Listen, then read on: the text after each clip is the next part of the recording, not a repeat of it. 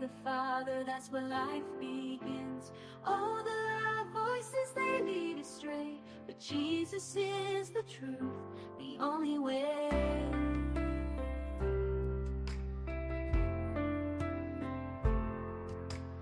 Enter through the narrow gate, for the gate is wide and the way is broad that leads to destruction in the false facade. Many walk that path and don't see the sign, but the gate is small and the way is divine. The road to life, oh, so few will find. In the light of love, leave the darkness behind. Salvation is a gift, it's not of our hands, not by the works or binding demands. It's free for the lost, for the weary soul. Come to Jesus, let him make you whole. If you thirst and hunger, just kneel down and pray. He's waiting there, don't let it slip away.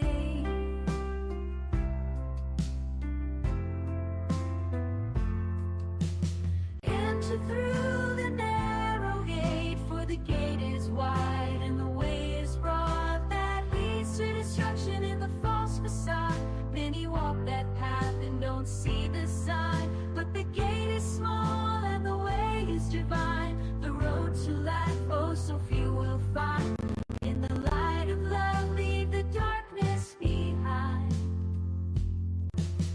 Enter through the narrow gate, for the gate is wide and the way is broad that leads to destruction in the false facade. Many walk that path and don't see the sign, but the gate is small and the way is divine. The road to life, oh, so few will find. In the light of love, leave the darkness behind. In the light of love, leave the darkness behind. Ayun. Magandang gabi po sa lahat, sa mga nakasubaybay, patuloy na sumusubaybay sa ating live podcast sa The Narrow Gate Ministry dito po sa Facebook. Pastor Amil, magandang gabi po muli sa iyo. Magandang gabi, Pastor Derek. Okay. So, narito po muli tayo, nagbabalik sa ating pong live podcast at ngayong gabi ay sa ating episode, tatalakayin po natin ang tungkol sa hyper grace. O ito ba ay hyper talaga ang grace or sabi ng iba, kapag sinabing hyper grace, cheap grace. And then, Pastor, is there no need for the believers to repent of their sin? Yan, yun yung tatalakayin natin. At ano po yung biblical view patungkol po sa komunyon? Okay. At mayroon po tayong mga videos, ilang videos po dito mula kay Joseph Prince, kay sa EMI, ano po? Amy. Si Amy Domingo. Po. Yung mga videos po nila na bibigyan natin ng komentaryo, Pastor. Yung mga maling katuruan. Okay? So, Okay. Sige. Tingnan natin, no, yung ating unang video. sige po. Ano ba ang hyper grace ayon sa kanila? Oh. Ito ay si Joseph Prince. Ang talagang nagtuturo. Pinakaunang nagturo worldwide, no, yung malakihan pang buong mundo na tinanggap ng mainline Christianity. Pero alam ko po, Pastor, Singapore yan. Yung pastor sa Singapore. parang tropa po sila ni, ni Joel Austin. Tama, magkatropa. Magkaibigan tong dalawang to. Kaibigan. Kaibigan din niya yung mga word of faith preachers. Copeland, yan, sila yung sa 700 Club, sila, yung mag-asawa, no, na Joel Austin at Victoria Austin, yan ay mga kanilang katropa, no, kumbaga, kasamahan. Same feather flock together. Same birds of the same feathers flock together. Opo. And ganoon din with pastors with same doctrine Flock together. attend conference together. Ayan. Itong, Kung saan sila ma-attend, doon mo makikilala kung sino sila. Okay. Tingnan No, natin the word kung repentance, ano ang like Joel paliwanag said, ni is Austin. from the Greek word Ni metanoia, which literally means change your mind. Joseph Prince. And every time, like Joel or me, preaching the word, without using the word repentance sometimes, but people's minds are being changed all the time. From thinking this way negatively to thinking positively. Well, Joseph Prince says that The Greek word for repentance is metanoia. You know what? He's right. Tama. And then he says that the word metanoia means to change your mind. You know what? Right again. But then did you notice how he fleshed it out? He said we may not be using the word repentance. You know, let's not confuse anybody with theological terms that the Bible uses. So we may not be using that term, but we're teaching people to repent all of the time. When people go from thinking negatively to thinking positively. Ayun. So, tama naman yung Yung comment ni Justin Peters. definition sa Greek, no? Na Opo. yung word na Metanoia. metanoia from Greek ay change of mind. Pero ang sabi nga niya, ayon din kay Brother Justin Peters, ay hindi natin kailangan paulit-ulit na magsisi. At ang metanoia o change of mind ay from thinking negative thoughts, you must change those negative thoughts and think positively. Para kay Joseph Prince. Yeah, yun yung change of mind. Yung mga negative na iyong naiisip, gaya ng halimbawa, mahirap ako, hindi ako matalino, wala akong kakayahan, o hindi ko kayang gawin ito. Yun ay mga negative na thoughts. So, kaya kailangan ay baguhin mo. Yun yung change of mind. Yun pala, ganun kasimple pala po ang... Yes. So, basically, it is also word of faith. Nagkuklok lang doon sa, o nagtatago lang doon sa salitang change of mind. Pero kasi sa word of faith movement o doon sa prosperity and health gospel, ay ganun-ganun din, no, na kagaya ni Joel Austin, na kung gigising ka sa umaga, so sabihin mo sa iyong sarili habang nakaharap sa salamin, ikaw ay guwapo, ikaw ay maganda, ikaw ay magaling, ikaw ay mayaman, nasa iyo ang lahat ng pagpapala ng Diyos. At ganyan din itong hyper grace teaching, no, ni Amy Domingo.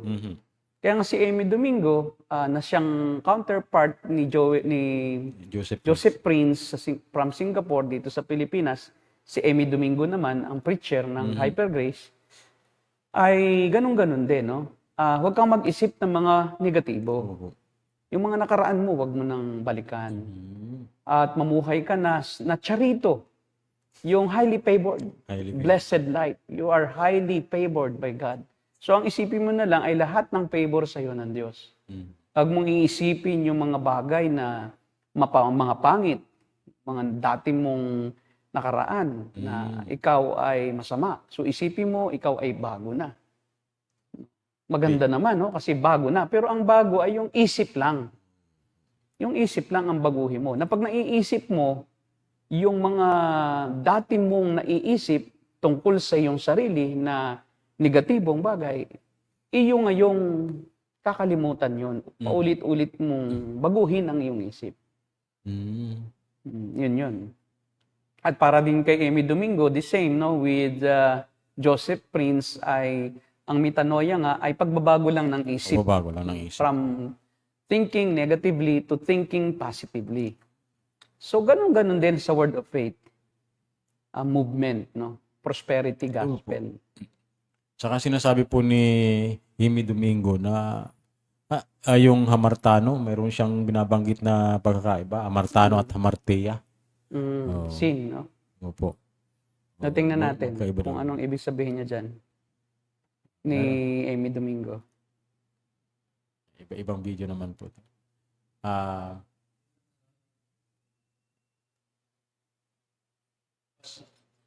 Siguro yan muna. Yan. Tingnan natin to. Tingnan natin yung isang preacher na yan, kung sino yan. The Apostle Paul writes, "For he who eats and drinks in unworthy manner eats and drinks judgment to himself, not discerning the Lord's body. For this reason, many are weak and sick among you, and many sleep." The word sleep there meaning die prematurely.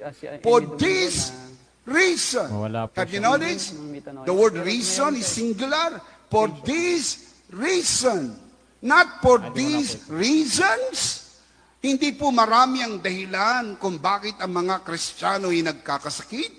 Isa lang ang binanggit ni Apostle Pablong tukoy na dahilan why Christians are sick. For this reason, one reason only, many Christians are weak, many Christians are sick, and many Christians die prematurely. So the question is, what is the one reason why Christians are sick? Now let's look at the scripture again. 1 Corinthians 11:29. For he who eats and drinks in unworthy manner. Now take note. I want you to see that in unworthy manner. Look at this. Unworthy manner. Alam niyo po ba kung anong ginawa ng religion? They make it unworthy people. No, the Apostle Paul did not say unworthy people. Ang sabi ni Apostle Paul, Okay, so kanina, hindi po Ayun. Yung ano po na yan, yung hamartano, somewhere, kung aling video po niya yun, binanggit niya, hindi ko lang po napasama pala sa dami ng video niya na pinanood ko. Hindi ko siya naisama. Pero itong isang ito po ay nabigyan ko ng focus, yung nakaraan pong diniscuss ninyo, patungkol po sa komunyon. Na mali yung kanyang teaching dito eh. Kung maalala po ninyo, Pastor, ang linaw ng pagkaka-comment po ninyo diyan eh, noong nakaraan. Okay. Kasi itong si Amy Domingo, combination kasi siya, no? Mayroon siyang hyper grace, mayroon din siyang word of faith, mayroon din siyang mystical interpretation of the Lord's Supper. So napakagulo ng kanyang doctrinal stand. Kasi sa iba naman, kay Joseph Prince, although sa kanya rin, may bisa, pareho sila halos pero mas malala yung kay Amy Domingo. Kasi kay Amy Domingo, ay pinipilipit niya yung meaning nung unworthy manner. Na ginawang unworthy people. Hindi niya alam kasi kung ano ang manner na unworthy doon sa context. Kaya pinipilipit niya na sinasabi niya na yun daw ang relihiyon ang ginawa. Na ang unworthy manner ay ginawang unworthy people. So, ang tao daw nagiging unworthy, so hindi siya po pwede daw makibahagi doon sa Lord's Supper. Pero kung uugatin mo ang context ng 1 Corinthians chapter 11 Sa Lord's Supper. Tungkol sa Lord's Supper, ang rule ng hermeneutics, kasi lagi namang itinuturo ng hermeneutics is to properly interpret the text according to the context. Or the interpretation of the text itself is found in the text. Kasi it's with the text. You can find the right interpretation with the text itself. Kasama siya kasi doon sa text kung ano yung unworthy manner. Ngayon, kung titingnan mo dyan sa 1 Corinthians chapter 11, yung huling hapunan, ang unworthy manner ay yung pag-iinuman, no? Kasi during that time ng New Testament Church, ang kanilang selebrasyon ng huling hapunan ay literal na huling hapunan. Literal na huling hapunan. At ang ginawa nila ay talagang sila'y umiinom. Literal na umiinom ng grape wine Nagsasaya at saka literal na kumakain ng tinapay. At ng kalaunan ay hindi lang basta tinapay, kundi piyesta. Nagpipiesta sila. No? Parang anong nangyari, yung Lord's Supper ay ginawa nilang pagan na selebrasyon na nagpipiesta sila. At ang problema ay meron sa kanila na hindi na tumitigil ng pag-inom. Ginawang piyesta So ginawa na nilang libertarianism. Na may liberty sila kahit gaano katagal sila maghapunan. Libertarian. Anomia, no? Wala nang batas, wala nang limitasyon. At yung pagkain din nila ay talagang sobra. Wala na rin. Katakawan na. Katakawan. Walang kabusugan. Naging parang pagano na pagka sila ay may piyesta, nagkakainan, like Saturnalia, no? Ganun din, nagkakainan, nagpapalit ng nagiinuman, Mhm. at may orgy. Ito namang sila, ang ginawa nila is, nagkaroon pa ng, ang tawag diyan, yung racism. Opo. May racial discrimination at saka yung financial discrimination. Mhm. Pag Na itong mahirap. mga taga-Korinto ay habang nagpepiesta at ginugunita nila yung huling hapunan, ay nagbubukod-bukod sila, may nauuna na, may nauhuli, at nagkakanya-kanya ng grupo sa pagkain at pag-inom. At yung mahihirap na wala silang dalang pagkain na masasarap, ay hindi nila inihahalo sa mayayaman, no?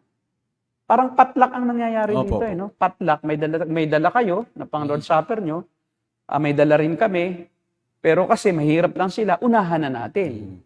Kasi ayaw natin kasali sila. So, anong nangyayari? Nauunang nagkakainan itong mga may dala at hindi nila hinihintay yung iba.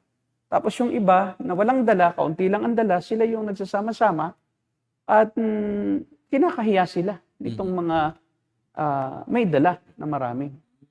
At ang nangyayari, nalalasing sila to the point na hindi na sila tumitigil sa pag-iinom. Kaya nangyayari, hindi nalalason ang kanilang katawan Kakasakit. ng wine, noong grape wine. Kasi kahit grape yan, kung patuloy, lahat ng sobrang masama, no? Opo. So kahit pa ang proof niyan o yung alcohol content ay 10%, no? 5% to 10%, yung karaniwang proof noong naturally fermented grape na ginagawa ng alak, no? Opo. Yung katas. Masama pa rin sa kalusugan. Kung umiinom ka na niya ng 1, 2, hanggang 3 araw, mamamatay ka. Yun ang context kung ba't sila namamatay. Yun yung unworthy manner. Na hindi na nila kinukonsider yung diwa noong huling hapunan na mayroong solemnity.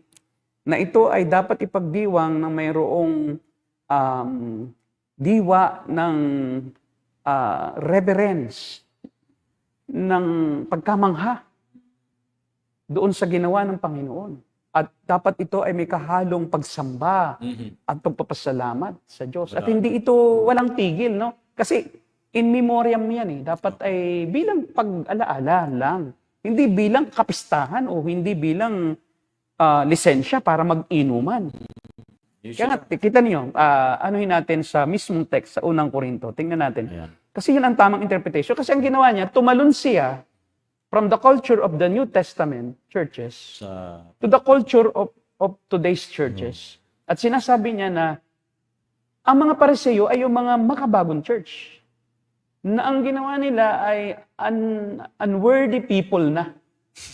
parang ang layo naman po yata sa Napakalayo, no? Tingnan natin sa 1 Corinthians chapter 11. Sa natin, Brother RJ. Yung Chapter 11, context. 29 yata. Parang po. Hmm. Sa verse 29 yata. Yan, sa verse 29. Hindi. Sa verse 19. Diretso. 19.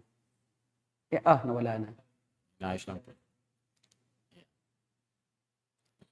Yan. Okay, sa Sa verse 18 mo muna. una sa lahat, nabalitaan ko na kayo'y nagpapangkat-pangkat sa inyong pagtitipon at kayo naniniwalang may katotohanan niyan. Ayan, okay. Anong unang nangyayari? There is division. Division. And there is racism. Bakit? Financial racism ito. Tingnan mo kung bakit. Talaga namang magkakaroon ng pagkakabahabagi sa inyo upang makilala kung sino sa inyo ang mga tapat. Yan. Anong Kaya, nangyayari? sabi sa 20, kahit sa inyong pagtitipon, hindi banal na hapunan ng Panginoon ang kinakain ninyo. Sa Kundi 21, ano daw? sapagkat ang bawat isa sa inyo ay nagmamadali sa pagkain ng kanyang sariling pagkain. Scroll up. Kaya't nagugutom ang iba at ang iba naman nalalasing. Yan. O anong nangyayari, no? Nagtitipon sila, pero may pagkabahabahagi. Bakit? Yung iba, nagmamadali ng pagkain ng kanyang sariling pagkain. Patlak yan. Sarili niya, no? Dala niya. Baka mahingan Nagmadali na siya. Bakit nagmamadali? Para hindi makihalo yung walang dala. Kasi yung iba nagugutom mo, hindi nagtitira. No? So yung iba may dala, uubusin na nila yung dala nila. At yung ibang walang dala, hindi na nila sisiran. At ang iba naman, naglalasing na. So anong sabi ni Pablo, yung kanyang correction sa verse 22? Tingnan ninyo. Sabi, wala ba kayong sariling bahay upang doon kumain at uminom? Hindi ba ninyo pinapahalagahan ang iglesia ng Diyos at tinihiya ninyo ang mahihirap? Okay, tama, may mahirap. So yung mahihirap, wala silang dala. Oo, kaya hinihiya. Maaring kulang o Konti. hindi masarap. Kaya itong mga may dala na masarap, ayaw nilang i-share sa iba. Grabe. At kakainin na nila ng sarili. At ito yung nangyayari sa kanilang pagtitipon. Ibig sabihin, hindi sa bahay nila ito. May isang lugar na specific doon sila magtitipon, doon sila dapat mag-share ng bawat isa at may diwa dapat ng reverence and awe of the Lord Jesus Christ, of God the Father. Dapat ito, sinicelebrate nila. Kaya sabi niya, instead na kumain kayo sa bahay nyo, at doon kayo uminom, dito na kayo kumakain at umiinom. Yan, tingnan pa natin. Yung nangangamatay. Sige, diretso. Diretso sa banal na hapunan. Pababa. Okay? Diba, diretso pa, pababa. Naroon kasi yung... Sa 29 Sige, yata. diretso pa. Sa 29 na. Okay? Kasi sinabi dyan yung meaning. Yan. Sapagkat ang sinumang kumakain at umiinom ng hindi kinikilala ang kahalagahan ng katawan ng Panginoon ay kumakain at umiinom ng kahatulan laban sa kanyang sarili. Verse 30. Ano, yan ang dahilan. Yan ang dahilan kung bakit may hina at sakitin ang marami sa inyo at may ilan ngang namatay na. Oh, yun. So, yung unholy o yung unworthy participation Opo. or celebration of the Lord's Supper is nag-iinuman na. Nagkakainan na. Nasusobrahan ng inom yung iba, kaya ang iba nangamatay na. May binanggit pa nga si Amy Domingo na untimely death, parang sa kanya ang kamatayan hindi tinakda ng Diyos no? Walang tinatawag tayong untimely death or Kaparehas ni Soriano yung teaching. oo. Wala yung sovereignty, no? Wala yung kapamahalan ng Diyos sa buhay ng tao. So kahit pa namatay iyon dahil sa pagsi-celebrate ng unworthy doon sa Lord's Supper, nag-inuman na sila, nagkain na. So ang tawag doon sa amin sa Quezon, namudura. Oo. Yung nasobrahan ka ng alcohol, Oo. na yung iyong panga minsan, naglalakjo. Parang, Tapos nalalason ang katawan. Opo. Kasi kung ikaw ay nasobrahan ng alcohol, talagang nakakamatay po. Opo. Actually, Pastor, yung tito ko ay dyan namatay, nasobrahan siya. Hindi na siya nagising. Maghapon siya nag-inom. Yun, di ba? Maghapon nag-inom, di na nagising. Hindi na nagising. Kasi nalaso na ang katawan. Tapos nanghina. Bakit walang kinain? Oh, hindi Kasi kumain. pag lasing ka na, pwede kang kumain habang di ka pa lasing. Mm. Pero pag nalasing ka na, malilimutan mo Limot na. nang kumain. Masasarapan na sa alak. Alak na. At kaya di ba, kaya may pulutan. Alam mo Opo. kung bakit ang dahilan kung bakit may pulutan? Kasi pag alak lang, pwede kang mamatay. Pag alcohol lang lahat. Oh, puro alcohol. Kaya ang logic kung bakit may pulutan ay para magkaroon ng lakas ang katawan, labanan yung alcohol. Opo. Hindi lang siya basta para mawala ang masamang lasa o mapait na lasa ng alak, kundi ang pulutan ay nagsisilbing pangsuporta Opo. doon sa manginginom upang hindi siya malason Malason ang ng katawan. So, ang problema, itong mga to, nag-inuman na sila at wala doon nila idinao sa kanilang Alam mo, wala nang galang Dapat itong pagtitipon na ito ay mayroong pangingimi sa Diyos, mayroong pag-alaala sa ginawa ng Panginoon. So dapat ito ay may diwa ng kahinahunan, ng kontrol sa sarili at pagsamba na nakatuon sa pag-alaala doon. Hindi dapat ito tuloy-tuloy na parang kasiyahan lang, na walang kwenta, na parang may lisensya na tayo ngayon na magpakalamo. Saya. Magpakasaya. Hindi ganun. Kaya yun ang unworthy manner. Sa context, huwag kang tatalon sa ngayon ang unworthy manner. Pag may kasalanan ka daw na, ito naman ang interpretasyon sa iba, pagka daw may hindi ka pinagsisihang kasalanan. O kaya, halimbawa daw, nagtitake ka ng communion ngayon, tapos meron kang itinatagong kasalanan, patuloy mong ginagawa, mamamatay ka. So, nagiging panakot ngayon ito. Opo. Parang ikinunik po nila yung Maganda na panakot no? Di ba? Maganda kasi parang magsisisi. Pero hindi yun Half lie is not truth. It is still lie. Kasi pag iniba na muna yung context, at hindi na yun ang hindi na yun yung background noong sinasabi ng unang sumulat, who is Apostle Paul, at ang context ay yung pag-iinuman, yung hindi na nakakatiis yung iba, nag-uunahan sa pagkain, hindi na tinirahan ng iba, tapos yung mahihirap ay kanilang iniit sa puwera, at may kanya-kanyahan, kaya nangangamatay. Kasi bakit? Ang context, umiinom. Mhm. Umiinom. At ginawa ng party. Yung, walang sinabing kasalanan dyan. Walang sinabing hindi sila nagsisi. Kasi po, Pastor, parang kinukonek nila doon sa bandang huli na sinabi na kaya sa inyo, iba sa inyo nang Pakibasa namatay mo. na. Yun nga yung connect. Tingnan mo. Tingnan natin. Tingnan natin. Yung 1 Corinthians pa rin, 11, 30 to hanggang sa preceding verses. Mamaya yung tanong mo. May tanong. Ayan ba? 30. To 30. Yan ang dahilan kung bakit mahinas at sakitin Alin ang marami sa dahilan? inyo. Yun yung pag-iinom. Pag-inuman. Yung pagkain ng sobra. Hindi. Bakit may sinabi ba na iyan ang dahilan? Anong dahilan? Ang dahilan ba yung may itinagong kasalanan? Kung iyan ang dahilan, ay wala na talagang matitirang buhay. Opo. Dahil hindi naman lahat ng nagko-communion ngayon alam nila na meron silang lahat yan may kasalanan pa rin na hindi pa pinagsisihan. Tama. Maniwala ako. Hidden sin. May mga hidden sin ang lahat ng Kristiyano. Yung iba hindi nila alam na may kasalanan sila. Paano ngayon yan? So, yung pala, kailangan palang maging perfect. Perfect holy ka. O perfectly holy ka bago paano ka magiging perfectly holy sa iyong sarili? During communion nga, bago nga mag-communion, nagtitinginan niya, nagchichismisan sa isip yan ito si ganito, kukuha ba siya? Di ba dapat hindi siya kumuha dahil napakalaki ng kasalanan niya? Aminin mo sarili. Tapos lilingon sa kabila, ba't ito kumuha? Chismosa ito. Di habang siya rin nagkukumunyon, siya rin nagkakasala. mamamatay din siya. Kung ang dahilan ng kamatayan ay yung kasalanan. Ang dahilan ng kamatayan, yung ginagawa nila sa konteksto. Physical. Na physical na kamatayan, hindi ito kamatayan spiritual. Na kaya sila namamatay sa physical, umiinom ng sobra yan. Kasi paano ka mamamatay kung basta kunti lang ininom mo? Ang context pag inom Wala ba kayong sariling bahay upang doon kayo mag-inuman at magkainan? Dinadala nyo pa rito sa selebrasyon ng iglesia. At napakawalang galang dito sa diwa ng huling hapunan. Ang interpretasyon ni Emmy Domingo, Siya po. ganon na Pharisee daw, yung mga churches daw yan ngayon, na unworthy people, na ginagawa daw unworthy people yung tao, kaya daw hindi pwede.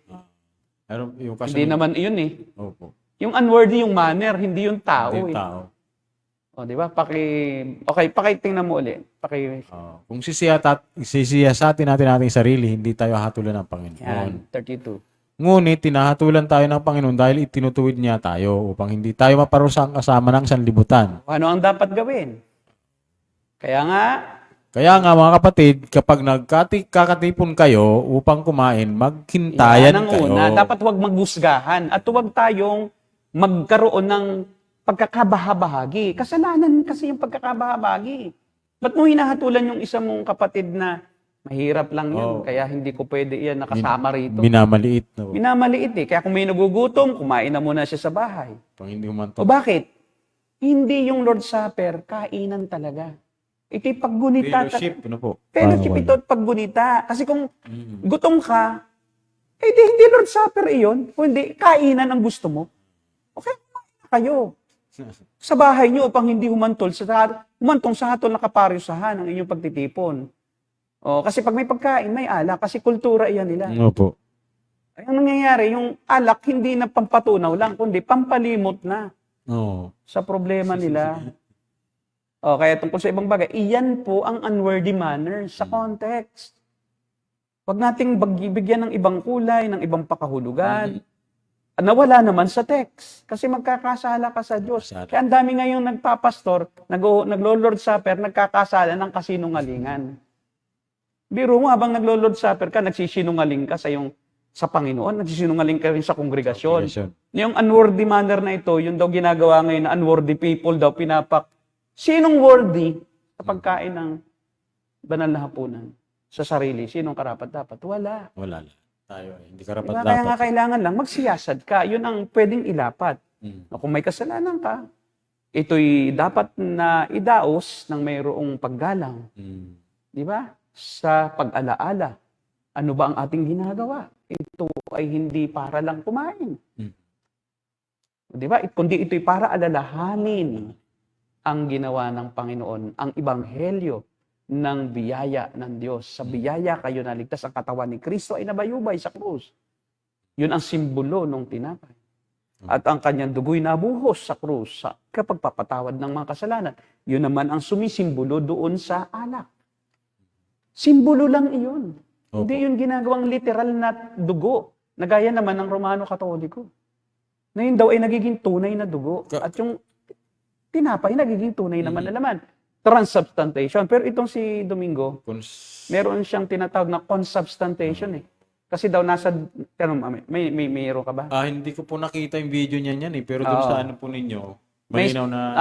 either malapit siya doon sa spiritual presence. Yun, parang ganun po. Na yung tinapay daw ay mayroong katawan, spiritual na katawan ni Kristo, naroon si Kristo. At yun daw, juice, ay naroon din ang dugo.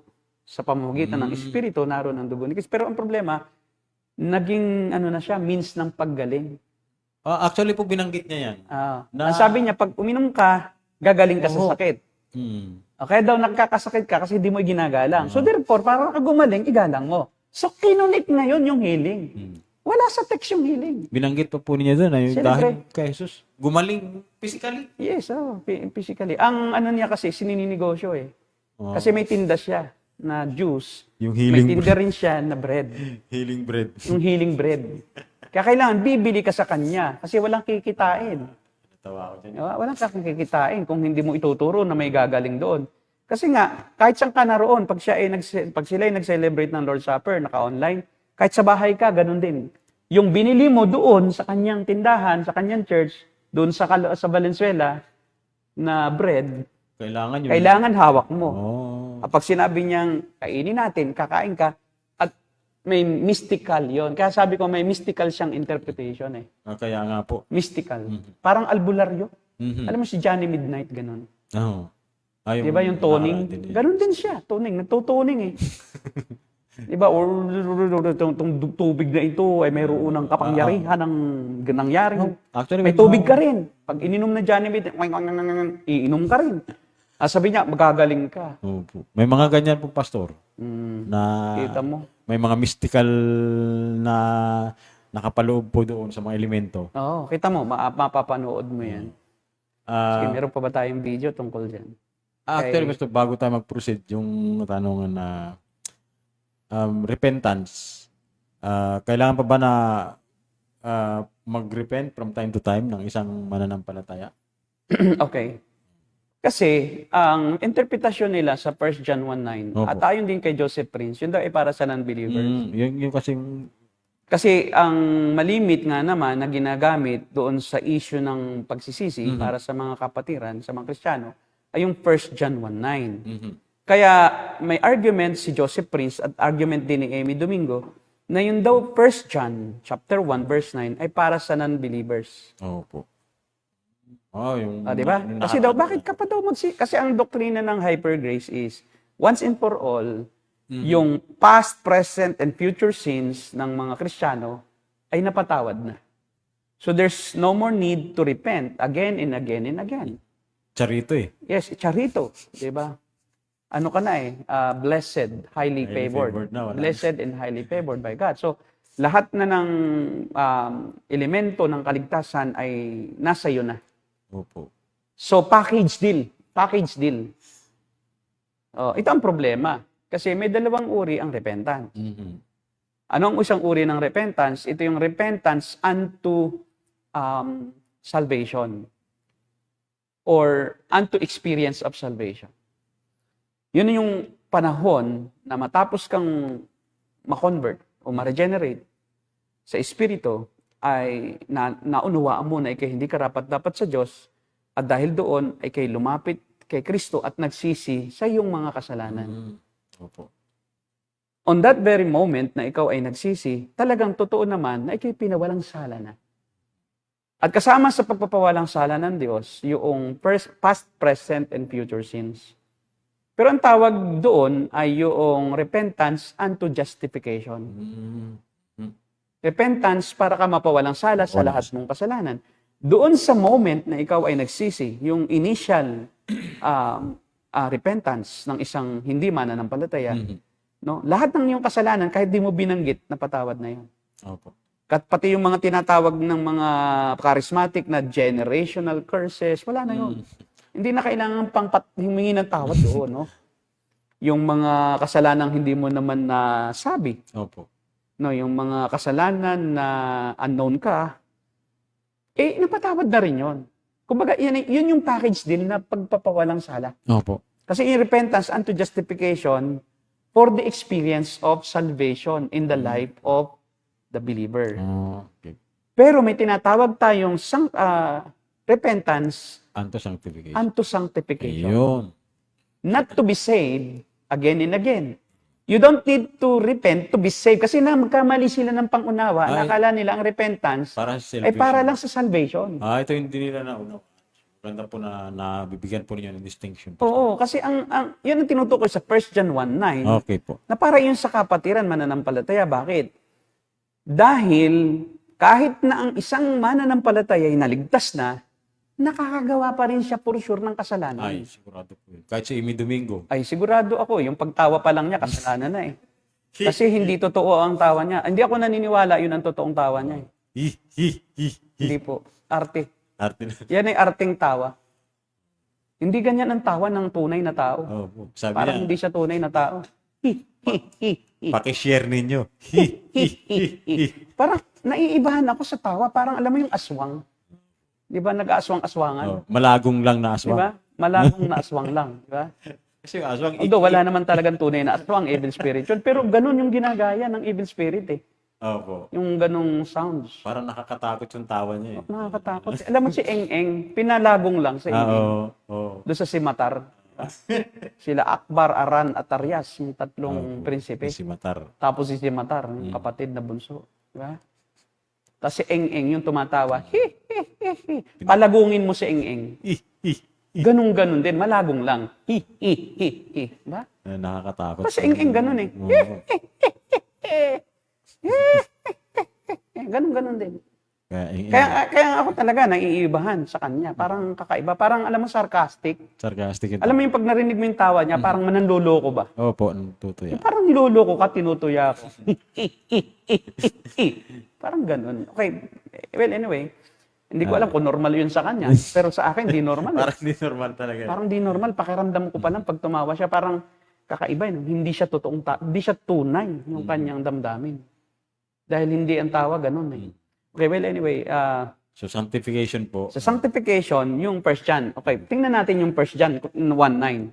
Kung talagang yun ay sa unbeliever. Kasi ang argument ni Joseph Prince at saka ng mga lahat ng Hypergrace. So, lahat kayo na nakikinig na Hypergrace members ni Amy Domingo, tingnan ninyo kung ito nga ay para sa mga hindi mananampalataya.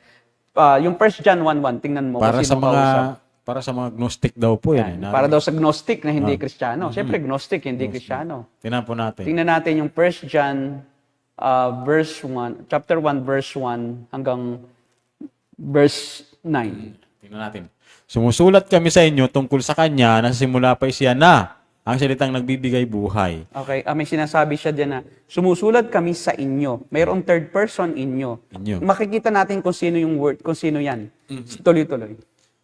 Nahayag ang buhay, Yan verse pa 2 rin. na. Nahayag ang buhay na ito. Nakita namin siya at pinatutuhanan namin at pinapangaral Sa inyo. sa inyo ang buhay na walang hanggan na kasama ng Ama at nahayag sa amin. Okay, verse 3. Pinapayag nga namin sa inyo ang aming nakita at narinig upang makasama kayo sa aming pakikiisa sa Ama at sa kanyang anak na si Jesucristo. Okay. Sinusulat namin ito upang malubos ang aming kagalakan. Okay, diretso. Ayan. 5. Ito ang aming narinig sa kanyang anak at ipinapayag namin sa inyo. Ang Diyos ay liwanag at walang anumang kadiliman sa kanya.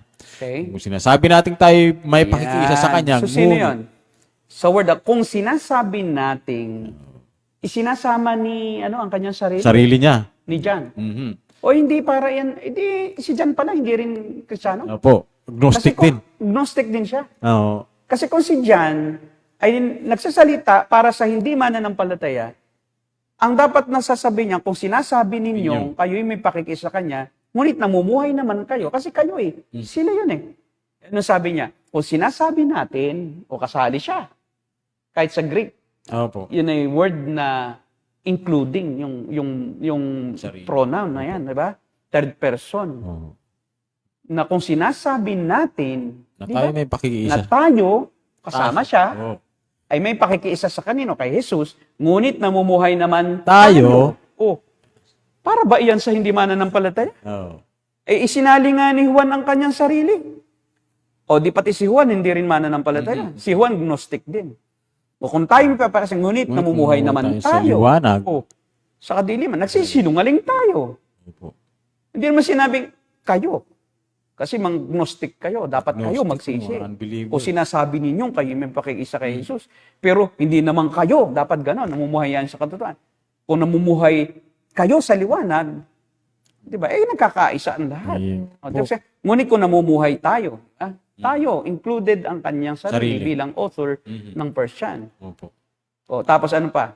Sabi sa verse 8, kung sinasabi natin tayo walang kasalanan, hindi nadaya natin ating sarili at wala sa Eh, atin para yan sa kanila eh. Kaya hindi para sa gnostic yan. Ang gnostic naman, di naman nagsasabing wala silang kasalanan kasi hindi naman nila alam kung ano ang kasalanan. Opo. Basta ginagawa nila, Di naging ba? sila, okay lang. Okay lang sila. Wala silang concept of repentance Opo. eh. Palos Wala. pagsisisihin mo ang gnostic. Mhm. Hindi yan sinulat para sa gnostics, kundi Mali lang. para sa believers.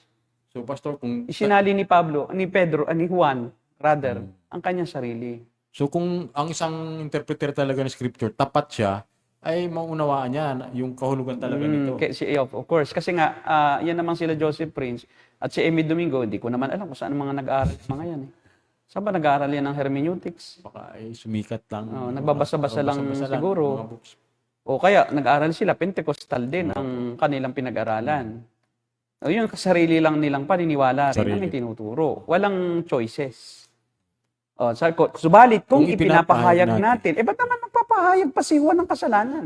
O hindi na kailangan, kasama nga ang sarili. Opo. Ay, mas banal pa yata sila kay Eh, Juan. mas banas pa siguro sila kay Juan, Opo. itong mga taga-Amy Domingo, no? Ayaw na nilang magpahayag kasi napatawad na. Ito pong sinasabi nitong kasalanan ay yung kasalanan na kailangang ipatawad o ipahayag para manumbalik ang Fellowship. malapit na relasyon sa Diyos. Fellowship mo. Yung fellowship ito ay repentance unto close fellowship in Yo. companionship with God. Hindi po unto salvation. Hindi na po ito unto salvation kasi ang tunay naman na nampalataya, totoo talaga pinatawad na past, present, and future by virtue of the word of the doctrine na tinatawag nating justification. Po. Ayun. Pero mayroon pang sanctification. Mhm. Tayo banal na pero pinapabanal pa rin sa actual. Yun. Sa actual, tayo yung nagkakasala pa rin. Kaya sabi rin ni John, kung sinasabi natin tayo walang kasalanan, ay dinadaya natin ang ating sarili at wala sa atin ang katotohanan. Opo. O ibig sabihin, dinadaya talaga nila ang kanilang sarili. Wala na sila, di na sila nagkakasala. eh. Hindi na sila nagkakasala. Kaya itong si Domingo, no, once natandaan ko, no, na may nagtanong sa akin kasi sa God question, sino daw ba siya? At ano daw ba ang itinuturo niya? So kaya tinalakay ko siya Mm. doon sa isa kong video, doon sa isa kong, during the pandemic yan. Opo, eh, no? opo. Mga year 2020 po yun, Pastor. Ngayon, noong matapos ko siyang talakayin, ng turo ng, ng Hyper Grace, at pinag-aaralan ko kung sino siya, anong kanyang katuruan, nalaman ko, mayroon akong isang insider galing sa loob, na nag-input sa akin ng anong ginagawa niya, sino-sino ang kinukuha niya mga estudyante, at paano ang paraan niya ng pagtuturo. Kaya pala. So, siya mismo ang nagtanong din pala. Dahil umalis na siya doon eh. Kasi nakapag-aral siya, talagang kulto, sabi niya. Hindi talaga tama ang katuruan. Twisted ang gospel. Ngayon, pagkatapos ko talakayin, bigla siyang nag-video rin. Siguro mga 1 week lang. After siguro niya mapanood o mayroong nagsabi na nagturo, uy, tinalakay ka nung isang nung isang hindi naman known na tao. Siguro ganon. Kasi mga mapangmata yan eh. Opo. Kasi bakit ko sinabing mapangmata? Ang sinabi niya doon sa kanyang yung kanyang video ganito eh. May isa diyan na akala mo siguro kaya ka nagkakaganyan, nagkukulang ka sa ayuda.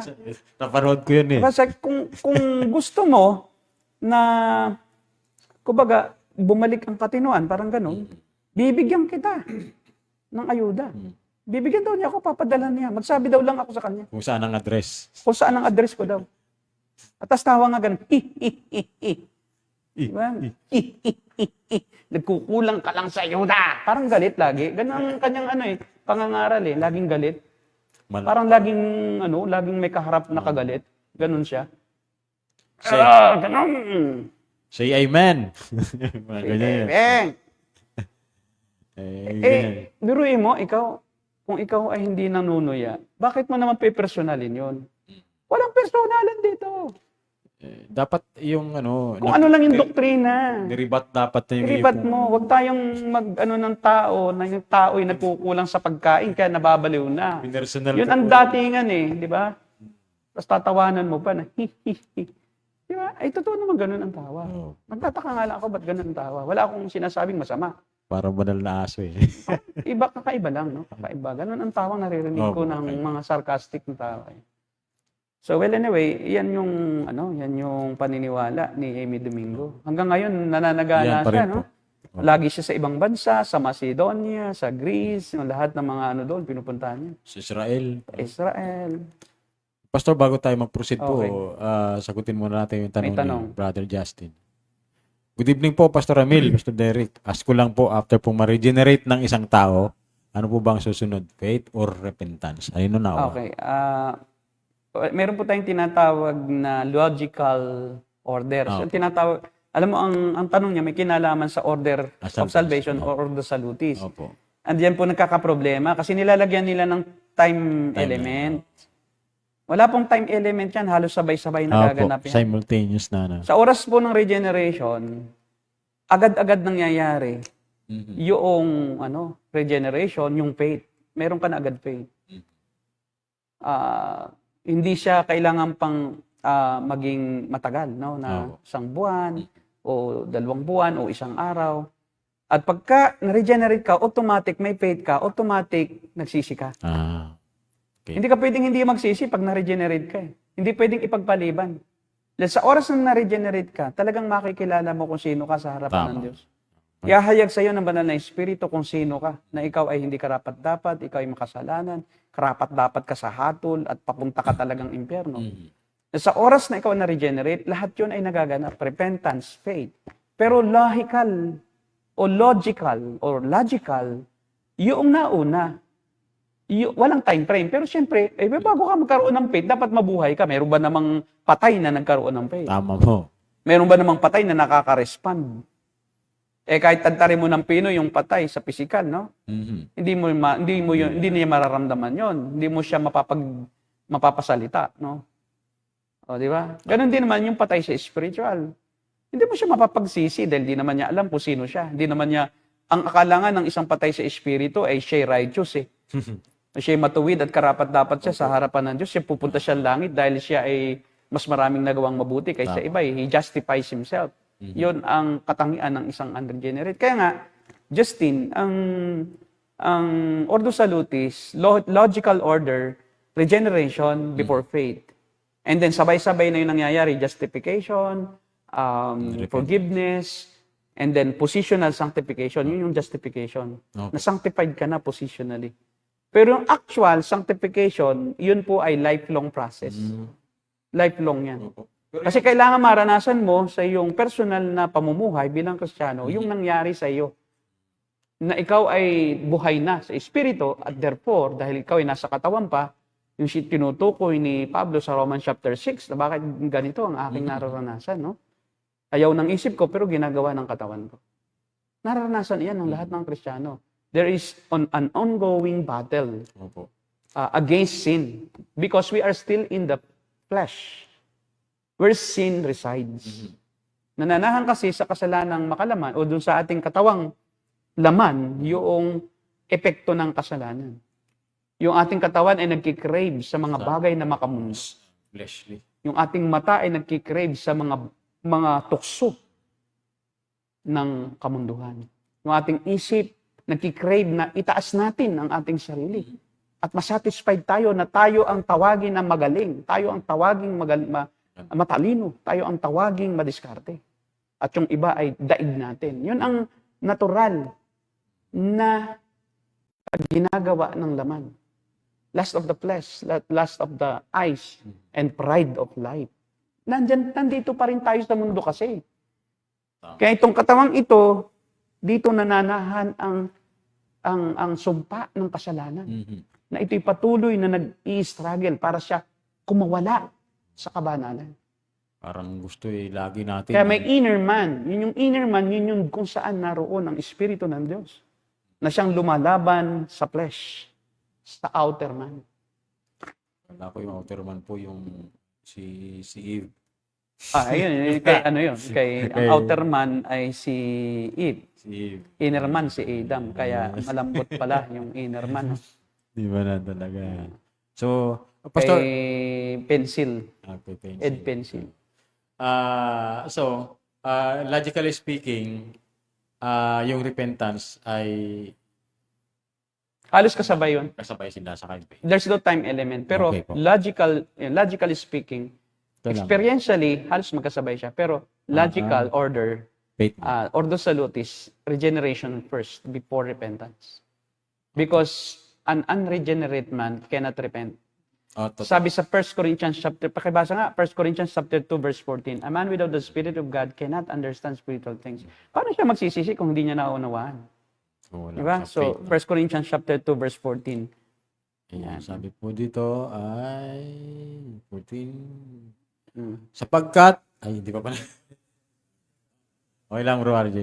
May excited Sapagkat ang taong hindi nagtataglay ng Espiritu ay hindi kayang tumanggap ng mga kaloob mula sa Espiritu ng Diyos. Para sa kanila, kahangalan ng mga iyon at di nila nauunawaan. Sapagkat ang mga bagay na spiritual ay mauunawaan lamang sa paraang spiritual. So kaya nga, the moment of regeneration, kasabay noon yung possession of the Spirit. Sabay nang nananahan ang Espiritu Santo sa taong yon na kanyang binuhay. Magkakasabay yan. Regeneration, possession, and feeling of the Spirit. Yung feeling ay yung indwelling. Pareho yun. In feeling at saka In feeling at indwelling. Ngayon, yung controlling of the Spirit, yun yung feeling. Yung in feeling at indwelling, pareho. Yun namang tinatawag natin na feeling mismo, yun yung being controlled by the Spirit. Hindi yung feeling ay feelings. Pakiramdam. Kundi ang feeling of the Holy Spirit ay yung kontrolado ka ng Espiritu. Kasi puno ka kontrolado ka. So, ibig sabihin, pagkagalit ka, dahil kontrolado ka naman ng Spirit, kaya mo yung talunin ng Espiritong nasa iyo, yung galit na nasa iyo. Kung ikaw ay inis na sa isang tao, gusto mo nang murahin, dahil filled ka ng Spirit, ang nasusunod, ang kumukontrol sa iyo, ay hindi yung iyong bibig na gustong magmura. Ang kumukontrol sa iyo ay ang banal na Espiritu. Kaya yung feeling of the Spirit ay controlling of the Spirit of your flesh. Kinukontrol ng banal na Espiritu ang iyong laman. Yun ang tinatawag na filled ka ng Spirit. Hindi yung filled ng Spirit, yung uungol ka, tatahol ka. Yung iba, may howling in the Spirit kasi daw na-filled ng Spirit. Nag-speaking in tongues kasi yun daw ang feeling of the Spirit. Evidence daw yun ng feeling of the Spirit. Na siya bababa ka. Di ba? Ang problema, arte lang yun Arte lang Karamihan naman, alam naman nila na sila na may umaarte lang Pinapanindigan na lang Para ano? Hindi tapat sa sarili Bumaba ka, akit ka. Bumaba ka, makiat ka. Ay, may pastor. Kundi tatamaan ka. Commercial muna ako, pastor. Akaw. Yan, akaw, takaw. Kakatakaw tong kakao na to, no? Salamat po kay Ma'am Cha sa pag-prepare. Masarap. Salamat sa nagtimpla. Opo. Kay Ma'am Charlotte. Akaw. Pinapasalamatan natin yung tinimpla, yung nagtimpla, hindi, no? Salamat sa nagtimpla. Salamat din kay RJ. Diba? Dahil kung hindi din sa kanya, wala rin titimplahin Opo. Kasi walang mag-ooperate. Wala tayong din. Wala din RJ. Ano ka? Salamat. Ayun. Salamat din sa nanonood. Dahil kung walang nanonood, para tayong sira. Diba? Opo. O may 8. So kaya at least tayo nagaganahan. Nagaganahan po tayo. O may 7 na. O kung 0, para tayong wala lang. Diba? Kukwentuhan lang po tayo. Kukwentuhan lang tayong dalawa. So salamat sa mga nanonood. Naging 8 na ulit. Bumalik yung isa nung sabihin kong salamat. Ah, 14 na po ang nag-like or Pero- nag-heart at saka smile, yung nag-care. Nagki-care. Salamat sa mga nagki-care, nagla-love at nagla-like. Pero hindi po ang purpose namin para ma-monetize ito, para dumami yung Opo, wala po kaming monetization dito. Wala. Kung meron po yan na na minsan merong yung stars. hindi, yung mayroong commercial. Ah, okay. Hindi po amin yun. Sila Kasi lang minsan po. nakikigamit kami ng music. Oo. So yung may-ari ng music na yon, dadalhin din yun dyan. Ngayon kaya po kami ay gumawa ng sariling music. Opo. Para wala nang ganoon. Opo. Di ba? Gusto lang Kasi hindi naman po namin yan minomonetize. Salamat sa kape, baka naman meron kape. Punta po kayo dito. Punta po Mahirap kayo. po itong ipa-LBC, di ba? Dumalaon, Aljay. Mahirap pong dito. Magkape ka rito minsan, dumalaon. Punta po kayo dito. Kape Punta tayo. kayo. Welcome po kayo dito. Marami po ditong kape. Opo. Marami pong tsaa, marami ding kakao. Ako, kakao. Mm. Tatlo lang naman po kami dito eh. Oo. Marami po dito, bakanting mga Upo, chairs. seats para po sa Bisita. audience. At kung Opo. gusto rin magtanong, siguro pwede na nating gawing question and answer. Mas maganda Papakita na rin sa video sila. Mas maganda po, Pastor. Mas maganda. Pwede kayong bisita dito sa amin Oo. pong studio. Kung gusto niyo rin po, ay makasama kayo sa video. Siguro kung mayroon tayong ganong feature, no, na pwedeng pag may nagtanong, ayun, meron, papakita. Kung gusto niyo po, maki-join po kayo sa amin. Opo. Kasi may mga cameras naman po tayo. Mm. Okay. And Ay, nasa Jeddah po siya. Pa-LBC na lang. busy na lang po. Medyo malayo-layo po ang LBC. Baka po, hindi na pwede ang LBC dyan. Opo. Ano yan? Mamang tableya po yung ano. Courier na yan. International na yan. By the way, God bless sa'yo. Mm. Okay, so Okay, may tanong pa ba tayo? wala naman pong... ano pa yung may video pa ba tayo dyan, Brother RJ? Sige daw. Ano. Kasi yung isa hindi na open eh. Ano yung kanyang dinidiscuss dito? Bihira yung yung nagtuturo ng 1 Corinthians 11 nung context nung unworthy manner no? Parang diretso na kasalanan agad. Hindi tinutukoy anong kasalanan yung ginagawa ng mga taga-Korinto. At yun yung unworthy manner. Hindi niya nililinaw. So nangyayari, tuloy-tuloy, tapos akala ako rin, nung ako ay, kahit pastor na ako akala ko ang meaning kung bakit namamatay, may kasalanan Kaya talaga nakakatakot, no? Parang pagka makikipag-participate ka, parang manginginig ka, naku, baka ako ay mayroong nakatagong kasalanan. Ano, kakainin ko ba ito? Hindi. Diba? Although, hindi naman dapat mawala yung reference, kahit hindi mo naman alam, kahit alam mo na hindi naman talaga ka mamamatay, no? Kasi yung nagiging panakot Parang hindi yung inaalala mo ang kamatay na parang takot ka lang. Kaya ka kumakain para ka hindi parusahan, no? Magkaibang motibo. No, yung ikaw ay nakikibahagi doon sa pagkain, ang motibo mo ay yung pagpupuri sa Diyos, pasasalamat, yung overwhelming praise and thanksgiving. Opo. And yung joy na nararanasan mo dahil sa nakatanggap ka ng napakalaking biyaya, yun yung tamang motibo. Yung iba takot na parang mamamatay ako kung hindi ako magsisisi. So, ang pagsisisi kasi dapat ang motive ay hindi fear. Ang right motive for repentance is love. You love God because you love Him. You don't want to hurt Him. Opo. And sin hurts God because it is He who is being affected. Yung kanyang batas ang ating nasuway. Kaya siya ay, of course, siya yung nagagalit at nalulungkot. So kaya dahil mahal mo siya, ayaw mo siyang magalit, ayaw mo siyang malungkot. Hindi dahil susunod ka dahil takot ka lang na ayaw mong pumuntang impyerno. So walang reward yung ganoong motibo. Na kaya ka sumusunod, naglilingkod dahil takot ka lang. So ang driving force behind your service for God is fear, not love. So kaya nga, sabi ni Pablo, the love of Christ compels me. to become like this o to be like this. Yung pag-ibig ni Kristo ang nagpupumilit sa akin na magkaganito, Opo. maglingkod sa Kanya at ganapin at tuparin ang Kanyang kalooban sa aking buhay. Ay, gandang gabi po kay Ate Jo at saka kay Colonel, kay Brother Brando rin po na nanonood ngayon. Sabi po ni Brother Aljay pa rin, Pastor. Out of topic lang po, Pastor. Kilala niyo mo si Bart Earthman. Ay, Earthman po eh. Nag-apostasy sa ata siyang scholar. Paano kaya yun pagdating na sa salvation? Si Bart Ehrman. Bart Ehrman, pinagdudahan niya yung infallibility at saka yung pagiging reliable, no? Yung pagiging inerrant ng scripture, especially ng New Testament.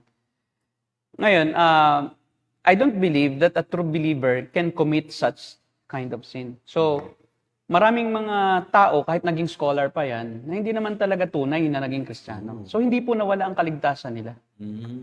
So, it is an argument kung nawala ba. It is not the argument kung nawala ba o hindi. Kundi, hindi siya tunay na naligtas. Kaya siya ay tumalikod. Kaya siya tumalikod. Kasi talaga nakakapagtaka yan kung wala kang doctrine ng tinatawag na yung false profession of faith. Meron kasing false profession eh. Napakarami ngayong mga born again na nasa loob ng mga born again church na nagprofess lang sa kanilang salita, sa kanilang labi, no? Pero hindi sila committed. Volitionally, hindi nila tinatanggap at ayaw nilang sumunod. Yun yung tinutukoy ng Panginoon Jesus. Pakibasa, Matthew 7, verse 21 to 23. No? Kasi itong mga taong ito ay seemingly, they display some evidence of Faith. salvation and the practicing of true faith. Pero, ang sabi ng Panginoon Kristo, hindi porke ang isang tao ay tumatawag sa Kanya na Panginoon at gumagawa ng mga ginagawa ng mananampalataya, gaya ng paghihimala, ang paggawa ng himala, pangangaral, no? Basahin po natin, Pastor. Pakibasa. Hindi lahat ng tumatawag sa akin, Panginoon, Panginoon, ay papasok sa kaharian ng langit. Kundi, ang mga taong sumusunod sa kalooban ng Ama, aking Ama, na nasa langit. Sa araw ng paghuhukom, marami ang magsasabi sa akin, Panginoon, hindi po ba sa iyong pangalan ay nangaral kami? Nagpalayas ng mga demonyo at gumawa ng mga himala? Ngunit, sasabihin ko sa kanila, hindi ko kayo kilala, lumayo kayo sa akin, kayong mga gumagawa ng kasamaan. So, hindi pala porkit tumatawag ka sa Panginoon. Yes, meron nga dyan, nagpalayas pa ng demonyo eh. Gumawa pa nga ng himala, no? Ibig sabihin, porke nakakagawa ng himala. Hindi porke nangangaral, no? Tungkol sa Ebanghelyo. Hindi porke tama ang pangangaral, tunay na ligtas. Tunay na ligtas na. Diba? Kasi Intellectual sabi ng pala. Panginoong Kristo, marami talaga ang lalabas na hindi totoong tunay. Tumatawag lang ng Panginoon, pero hindi talaga sila sumusunod sa kalooban ng Panginoon. Opo. Kumbaga, they have, parang si Satanas, no? Ang tawag sa kanila ay yung intellectual faith. Opo, intellectual lang. Intellectually, they are convinced of all the claims of the Lord Jesus Christ. Lahat ng kanyang inaangkin tungkol sa kanyang sarili. Siya ay Savior, siya ay Diyos na nagkatawang tao, siya ang hari ng mga Hudyo, siya ang maghahari sa mundo. Hindi ibig sabihin, naniniwala ka na roon, tunay kang saved. Yung iba, articulated pa talaga po O kaya kita mo, makakasulat ka talaga ng libro na libro sa Christianity kasi marami kang alam. Pero kung hindi ka sumusunod sa kalooban ng Diyos, fake yung iyong pananampalataya. Opo. At pinagdudahan po nito ni Earthman yung di ba ba yung Bible eh. Oo, especially yung New Testament. New Testament. Forgeries lang daw yun. Pamimeke. No? At hindi siya naniniwala sa lahat ng content ng New Testament. Diba? So, I don't believe that a true believer can commit such kind of sin. Opo. Oo, kaya nga siyang ginagamit ng mga liberal theologians na ayaw ding maniwala sa inerrancy ng Bible. Para ding si N.T. Wright. Si N.T. Wright, isang British din na scholar, Anglican, na ang kanya ding belief ay mali ang pagkaunawa ng mga Kristiyano sa mga aklat ni Paul. Kaya meron siyang tinatawag new perspectives on Paul. May bagong pananaw siya sa kay Paul. Nagkamali daw ng pananaw o interpretasyon ang mga Kristiyano sa mga sinasabi ni Paul. Out of sync daw siya doon sa Greek sa Greek mindset at saka sa Roman Opo. mindset. Hindi daw tama. Kaya mga justification, iba ang pakahulugan niya. Yun Yung articulation ni Paul ng Iniba Christian talaga faith, hindi niya kinikriticize niya. Yung pagkaintindi ng mga Kristiyano ngayon. So, well, kahit may ganyan pa, totoo naman na talagang may lilitaw ng mga taong ganyan. So, I'm not amazed that at this point of time in the history of Christianity, there are many formerly scholars, Christian scholars, who are now into atheism. Gnostic na yun. Oh, yung iba agnosticism na. Yung iba nga napunta pa sa Islam. Opo. Oh, may mga dating Chris lang. Christian scholars, si Rick Warren. Ngayon, naniniwala na pwedeng i-combine ang paniniwala ng Islam sa Christianity. Kaya bumuo siya ng bagong group na magkahalo ang Christian at saka Islam. Opo. Pero, Christlam. caution lang dun sa mga Christians nakapanood na kayo ay nag-adhere dun sa teaching ni Rick Warren. Medyo mag-ingat po. Compromising na, na si Rick Warren sa ibang relihiyon. Actually, mayroon pong picture na nakita ako. Hindi ko alam kung ito edited, pero makakasama sila ng Papa Tsaka ng mga Muslim leaders ng Islam. Si Rick Warren. Hindi tama, totoo. Confirmed na pinag-iisa niya ang pananampalataya ng Islam at Christianity. Kaya Ewan Christian. ko ba kung bakit sa Baptist nang gagaling. Si Bart Ehrman, Baptist din. Bart Ehrman. Yan yung nag-aral sa Moody Bible Institute. Talaga? Graduated yan. Theology. Tapos, kaya nga, scholar di ba? Opo. Di ibig sabihin, nag-aral ka at nakagraduate ka, kahit doktor ka pa from yung tunay na Christian school, totoo ka ng Kristiyano. In fact, ang dami-dami mga nag-aral sa Bible school na hindi totoong Kristiyano. Punong-puno ng kaalaman. Opo. Sabi ni Dr. Carag na maraming Opo. nag-aral San? pero hindi tunay.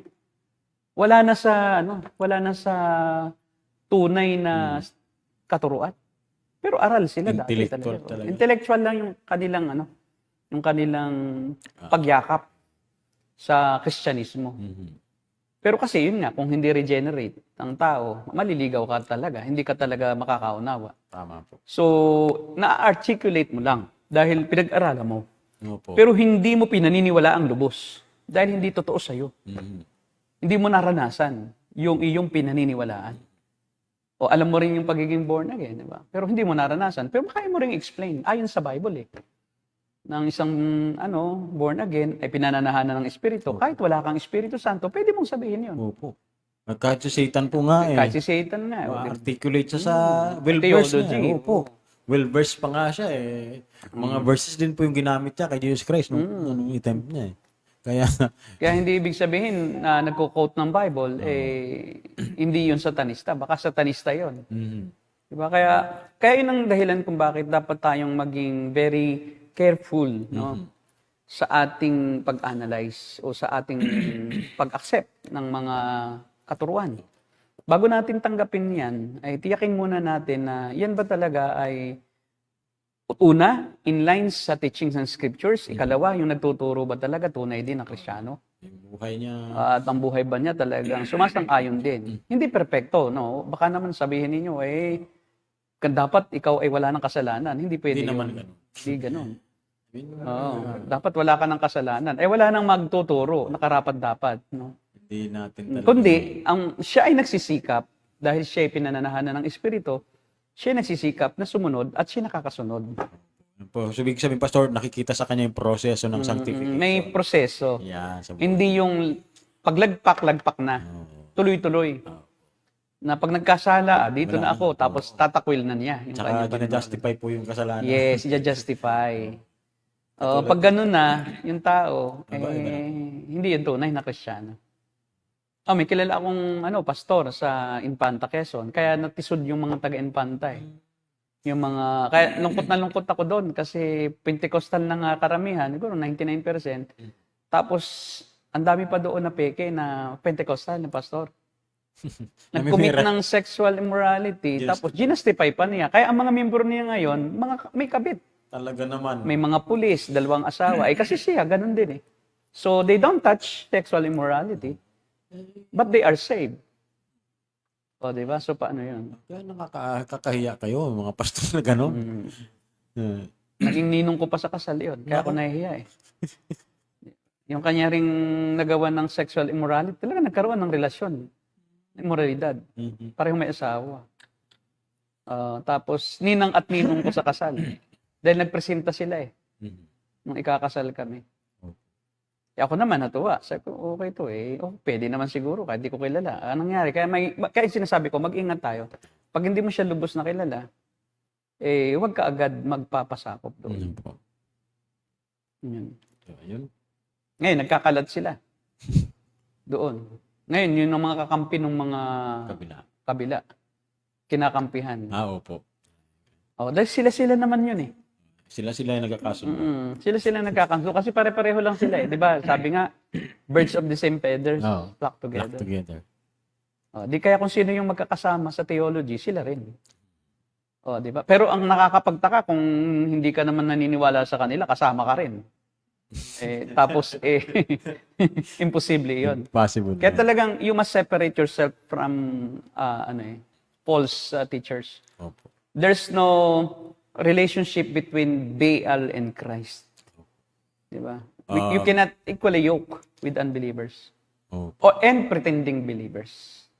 And pretending. Pwede kahit tayong makisama, makipagkapwa-tao sa mga ibang activity like sa isa mga humanitarian causes. Like pagtulong sa nangangailangan, kasama natin sila. Pero pag nag-share ka na ng pulpit sa taong yon, at nagsasalita ka na rin sa kanyang church, nagsasalita na rin siya sa church mo, ibig sabihin, kasama ka niya sa pananampalataya. Kasi hindi naman pwedeng yung turo niya, hindi niya ituro sa church mo. At yung turo mo, hindi mo pwedeng hindi turo sa church niya. Or either mag-compromise na lang kayo sa isa't isa, pero mali yun. You don't compromise the truth. Pag sinabi na po, Pastor, na kapwa taga-langit, iba na yun. Iba na yun. Tapos punta ka pa roon. Tapos, tuwang-tuwa ako. Tapos sinabi mo pa, yung isang leader ng kulto, hinahangaan ko. Umahanga ka sa buhay ng isang hindi Kristiyano. At leader pa ng mga pupunta sa impyerno. Kapuna-puna na yan. Hindi na tama yan. Nahangaan mo yung kanyang pananampalataya at moralidad. Yun ang tawag ay compromiser. So God hates the compromisers. Hindi siya nalulugod sa mga nakikipamatok. Hindi pwede yun. Hindi pwede magsama si Kristo at si Bilial. At si Baal at si Yahweh. Hindi pwede yun. Laging magkalaban yan. Ganon din yung mga mangangaral na magkaiba. Hindi pwedeng magkasama yan. Hindi pwedeng mag-share tayo ng pulpito. Pero siguro, pwede ako, imbitahin mo. Pero yung pulpito ko, hindi ko pwedeng imbitahin kita doon. Pero ako, subukan ko. Kaya lang, di mo na ako ma-invite uli pag ako pinangaral sa inyo. Kasi titirahin ko talaga kayo lahat. Lahat ng mali nyo. Kaya nga, di ba, walang nag-i-invite talaga sa mga tunay na preacher. Kasi iba yan. Huwag mo yung imbitahin, maiiba tayo. Hindi, dapat love-love lang. Love-love lang kasi iyan, nagsasaway iyan tapos nagtuturo ng eleksyon. Walang eleksyon. Pero tayo iboboto. Kung walang eleksyon, bumuboto ka nga Sa tao may eleksyon, sa Diyos wala. Imbalance masyado, no? Unfair sa Diyos Ayaw ang Diyos pabotohin kung sinong gusto. Ikaw bumuboto ka kung sinong gusto mo. Pero hindi mo alam, ang Diyos din ang final decision pala. Paano na yon? Patay. Yung pala, ang Diyos din pala ang naghahalal ng mga pinuno. Kahit ibinoto mo kung ayaw din ng Diyos. Kita mo yan. Ito po, Pastor, may tanong po si Sister Ma'am Josephine Martinez Pujay. Okay.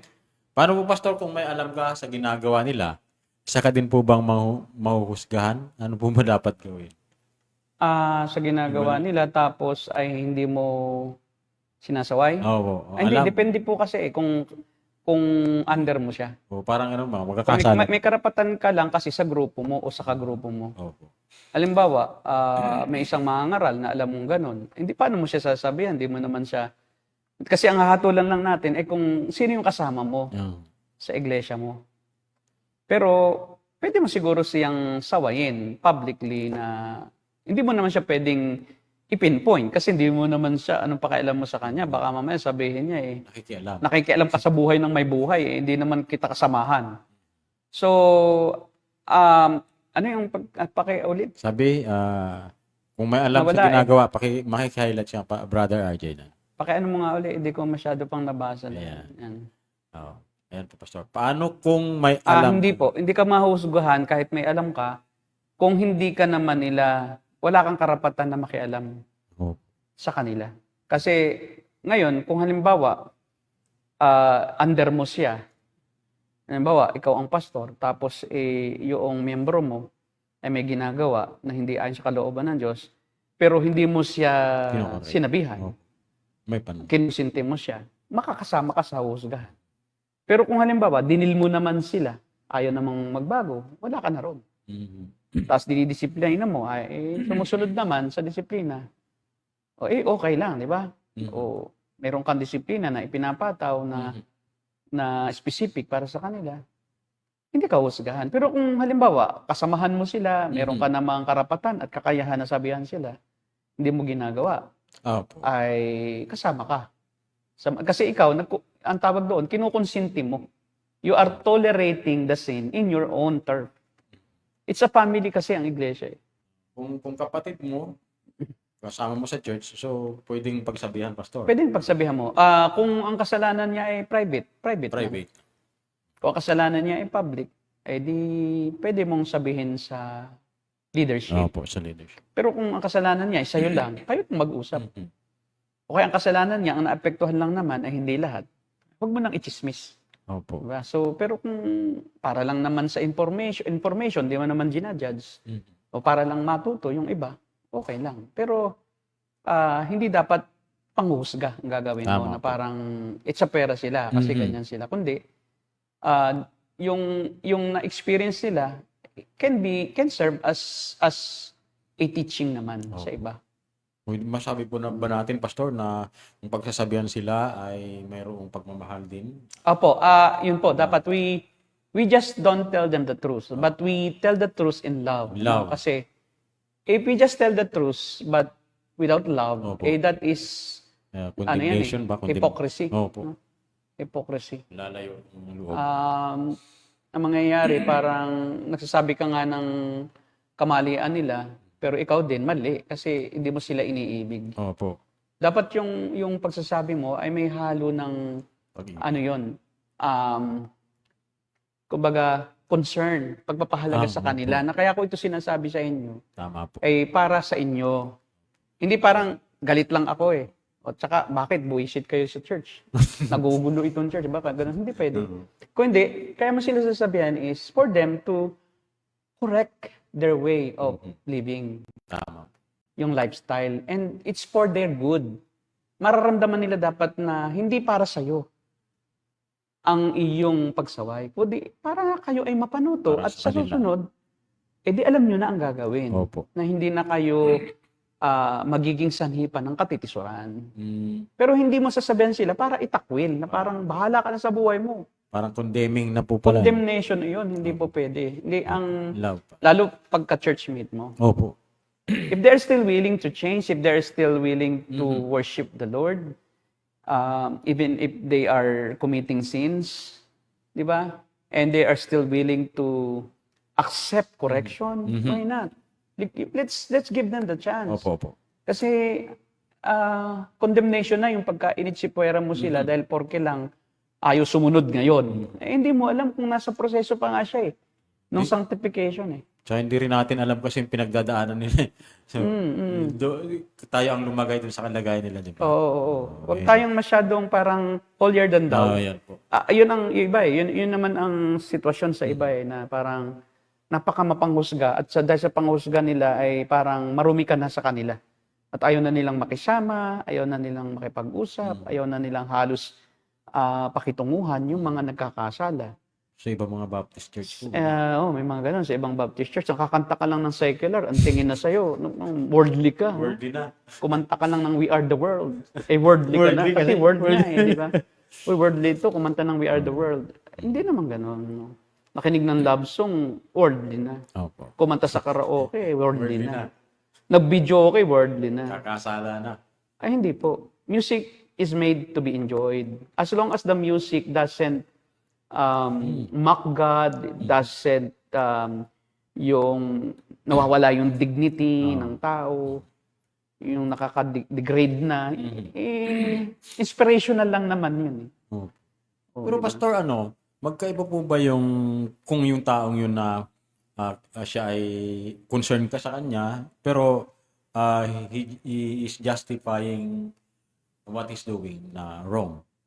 Magkaiba naman na hindi siya nagpapakorek, hindi niya tinatanggap yung correction. Yun Pero ay- siya nagko-correct. Opo, halimbawa, yung katulad ni Sister Josephine, halimbawa, kinukorek niya o pinaalalahanan niya, tapos dinajustify pa, hindi willing na mag-submit dun sa, hindi. If the sin causes other Christians to stumble, Yeah. it should be dealt with. Opo. Well, subject yon for excommunication kasi kung Yun. talagang ayaw talagang magsisi, parang lumalaban pa. Yun. Tapos nagiging sanhi na yung buong kapulungan ay matisod. Public sin it is required to be publicly rebuked. Pero yung mga secret sin, it should be done in private din. Yung private sin should be privately rebuked. Opo. Biblical po yun. Oo. Tama. Ngayon, kung private ang sin sa'yo, ikaw ang natisod, di sabihan mo. Na kung hindi nakinig, sabihin mo sa isa pang leader, dalawa na. Matthew tatlo. chapter 18, Ngayon, po? pag di talaga na nakinig, sabihin na, di yung dalawang yun na leader ang magsasabi naman sa kanya, kausapin. Hindi pa rin, kasi yun yung ginajustify yung sin. Yung ginajustify. Opo. Kung hindi naman ginajustify ang sin, alam nilang sila nagkakasala, and they are asking for prayers. Oh, tahimik na lang. You don't, you just be silent. Mhm. Kasi may hope pa yan eh. Hindi naman nila ginastify eh. Hindi naman nila sinabi na, Tanggap nila po yung kasalanan. hindi kami nagkakasala. Mali kayo. Oo. Bakit? Wala kaming kasalanan. O, di ba? Tapos sabi, sino ba kayo para manghusga? Di naman kayo Diyos. O, ayun na. Pero they are accepting that they are committing sin. Oh. O, di ba? At tanong na lang is kailan? Di ba? Ano ang gagawin nyo? Po. So kung meron silang plan of action, di ba, that they want to resolve the issue, Opo. tulungan mo. Yeah. You go along with them and extend assistance kung kaya mo, Mhm. di ba? Actually, Para matuwid. Dong yung nakilala ko po, nag-grieve talaga siya doon sa scene niya. Sabi niya nga, disqualified siya. Nag-grieve talaga siya. Nandun yung kailan. Oh, yun. Okay lang yun. Let's give him time and let the Lord deal with him, with her, kung sino man yung may mga kapatiran, kapwa-pastor na Mga ganoon. ganun. Kasi, alam mo, pagka pastor sa pastor ang nag-uusap at nagkwentuhan, ay talagang lumalabas talaga yung mga kasalanan ng mga pastor. Kasi they are trusting each other, that they don't judge the fellow pastor. Pero wag mong isama yung hindi pamalalim. Talaga, judge ka nun. Kasi it has something to do din with the level of maturity Opo. nung makakaalam. Baka marites din eh. Kaya iwasan natin yung mga, ano ba ang ibig sabihin ng marites? Mare, anong latest? Oo. Yun. Kaya pala marites. Kaya wala. Yung mga mare, anong latest? Iwasan mo yon kasi lagi maghahanap ng latest. Opo. So instead na patulugin na lang at hintayin, itago ang dapat itago, ang gagawin, walang patumangga. Opo. Yun din ang subject din for discipline. Yung mga nagmamarites. Hindi mo naman dapat nang sabihin yun eh. Diba? Kasi makaka-apekto pa. Diba? Kung yun ay para lang kung yung information ay reserve lang para sa mga matitibay, wag mo munang ipalam sa hindi pa matibay. Ba't napunta tayo sa church administration and discipline, no? Actually, sa tanong. Okay. Kasi, Pero tama na. sabi, pastor ni Brother RJ pa rin. Meron daw siyang alam, pinapadalo dahil, hindi pinapadalo dahil nag-commit ng mali. Depende yun, Kung yung mali na iyon ay major sin. Opo. Kung halimbawa, kalat na sa buong kongregasyon na Naging katitisuran. dalawa ang asawa, Pero mahirap na. mahirap na yun talaga na ikonsente kasi dalawa eh. Alam na. Kung alam na. Kung hindi pa alam, i-deal mo muna yung tao. Huwag mo nang ipaalam sa iba. Ngayon, wag mong anuhin na hindi Kumbaga parang wag mong bawalang dumalo. Mhm. Kaya yung ang bakla, pinapadalo mo eh. Yung tomboy nga, okay lang dumalo yan eh. They're committing sin outside, no? Di ba? Pero if they are not still members of the church, you don't have... Kasi may ganito ring protocol kasi. Ang kaya mo lang ituwid, yung member mo. Mm. Kita mo si Steve Lawson. Steve Hindi siya Lawson. madisiplin nung church na kanyang pinagtuturuan. Hindi kasi siya member doon. Kasi hindi naman siya member eh. Di ba? Kaya nga sabi nila, how can we deal with him? How can we discipline him? Eh, hindi naman siya kasali. Di ba? Outsider siya dito. Ang tanong naman sa kanila, bakit yung ginawang Opo. teacher? Hindi pala kasali. Main teacher pa nga siya eh. Yun ang problem. So kaya nangyayari tuloy, walang mag-discipline sa kanya. Kasi wala naman siyang membership. Hindi ko alam kung sabi meron daw ngayon at nagsisi na siya. Oh. Tapos may nagtanong naman sa akin nung mag-post si Steve Lawson, di ba? Nag-post siya na Opo. nagsisisi na siya, tapos dinidil niya ang kanyang sarili. Meron namang isang nagtanong sa akin, pwede po ba yun? Sabi ko, ang alin? Na Kristiyano daw, tapos nakagawa ng ganun. Sabi ko, ikaw ba? Hindi ka ba nakagawa? Tumingin ka nga lang ng masama sa kapwa. Lalaki mo, bading ka na eh. Di ba? Hindi ibig sabihin, hindi ka nakipagsiping doon sa kapwa mo lalaki, di ka bading. Mm. Pero kung nagkaroon ka ng pagnanasa sa kapwa lalaki mo, bading ka na. Kasala na talaga. Oo, nangalunya ka na eh, di ba? Oo. So, nagkakaroon ng holier than thou attitude. Pero mayroon pa ring mga protocol sa pag-deal. Hmm. Kaya tayo, di ba, hindi tayo nagdi-deal ng kasalanan ng mga false teachers. Hindi naman natin sila membro eh. Ang dinidil natin yung teaching nila. Opo. Kasi publicly, tinuturo nila. So may karapatan tayong publicly i-deal siya. Pero yung buhay niya, hindi na natin ungkatin. Pananagutan. Pananagautan nila iyon, di ba? Oh. Ang atin lang dinidil dito sa TNG ay yung false teachings. Wala tayong karapatan kasi na magsabi ng kasalanan ng iba. Opo. Kasi di naman natin sila miyembro. Di rin naman natin sila kilala.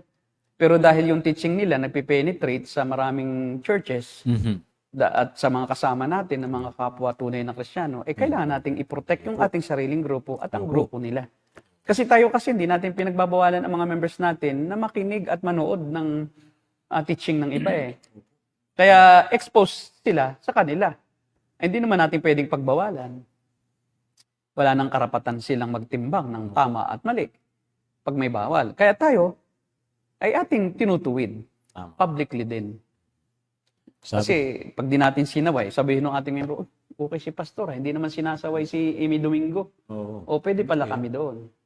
Eh, paano makikita natin, madidistinguish natin yung tamang katuruan sa mali kung hindi magsasaway, kung Kaya wala po, sasabayin po. kaya mahalaga po ang may ganitong ministry. Opo. Ito po yung talaga yung goal ng TNG. Mhm. The Narrow Gate Ministry, Pastor. Sabi ni Brother RJ, pastoral theology na ang topic. Opo, Pastor With- Theology. Thank you po, Pastor. Okay. Salamat, Pastor Alje. Parang pastor eh. Pastor siya. Alam niya yung mga pastoral theology. Meron din po doon na hindi pinapadala dahil, okay. Ayun. Wait, yun ang dating tanong. Oh. So, ayun. Prerogative kasi yun ng denomination eh. Kaya mahirap din nasagutin yung tanong na meron ako alam na hindi na pinapadalo dahil nag-commit ng mali. Opo.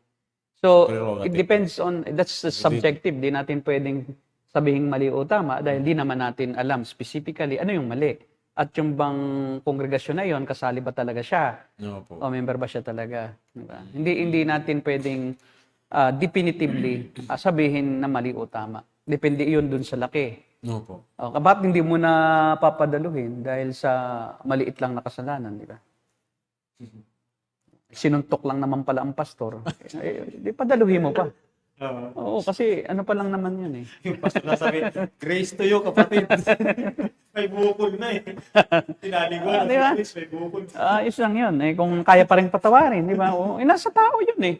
Di ba? Sinuntok siya. O, Paano pumatol yung pastor?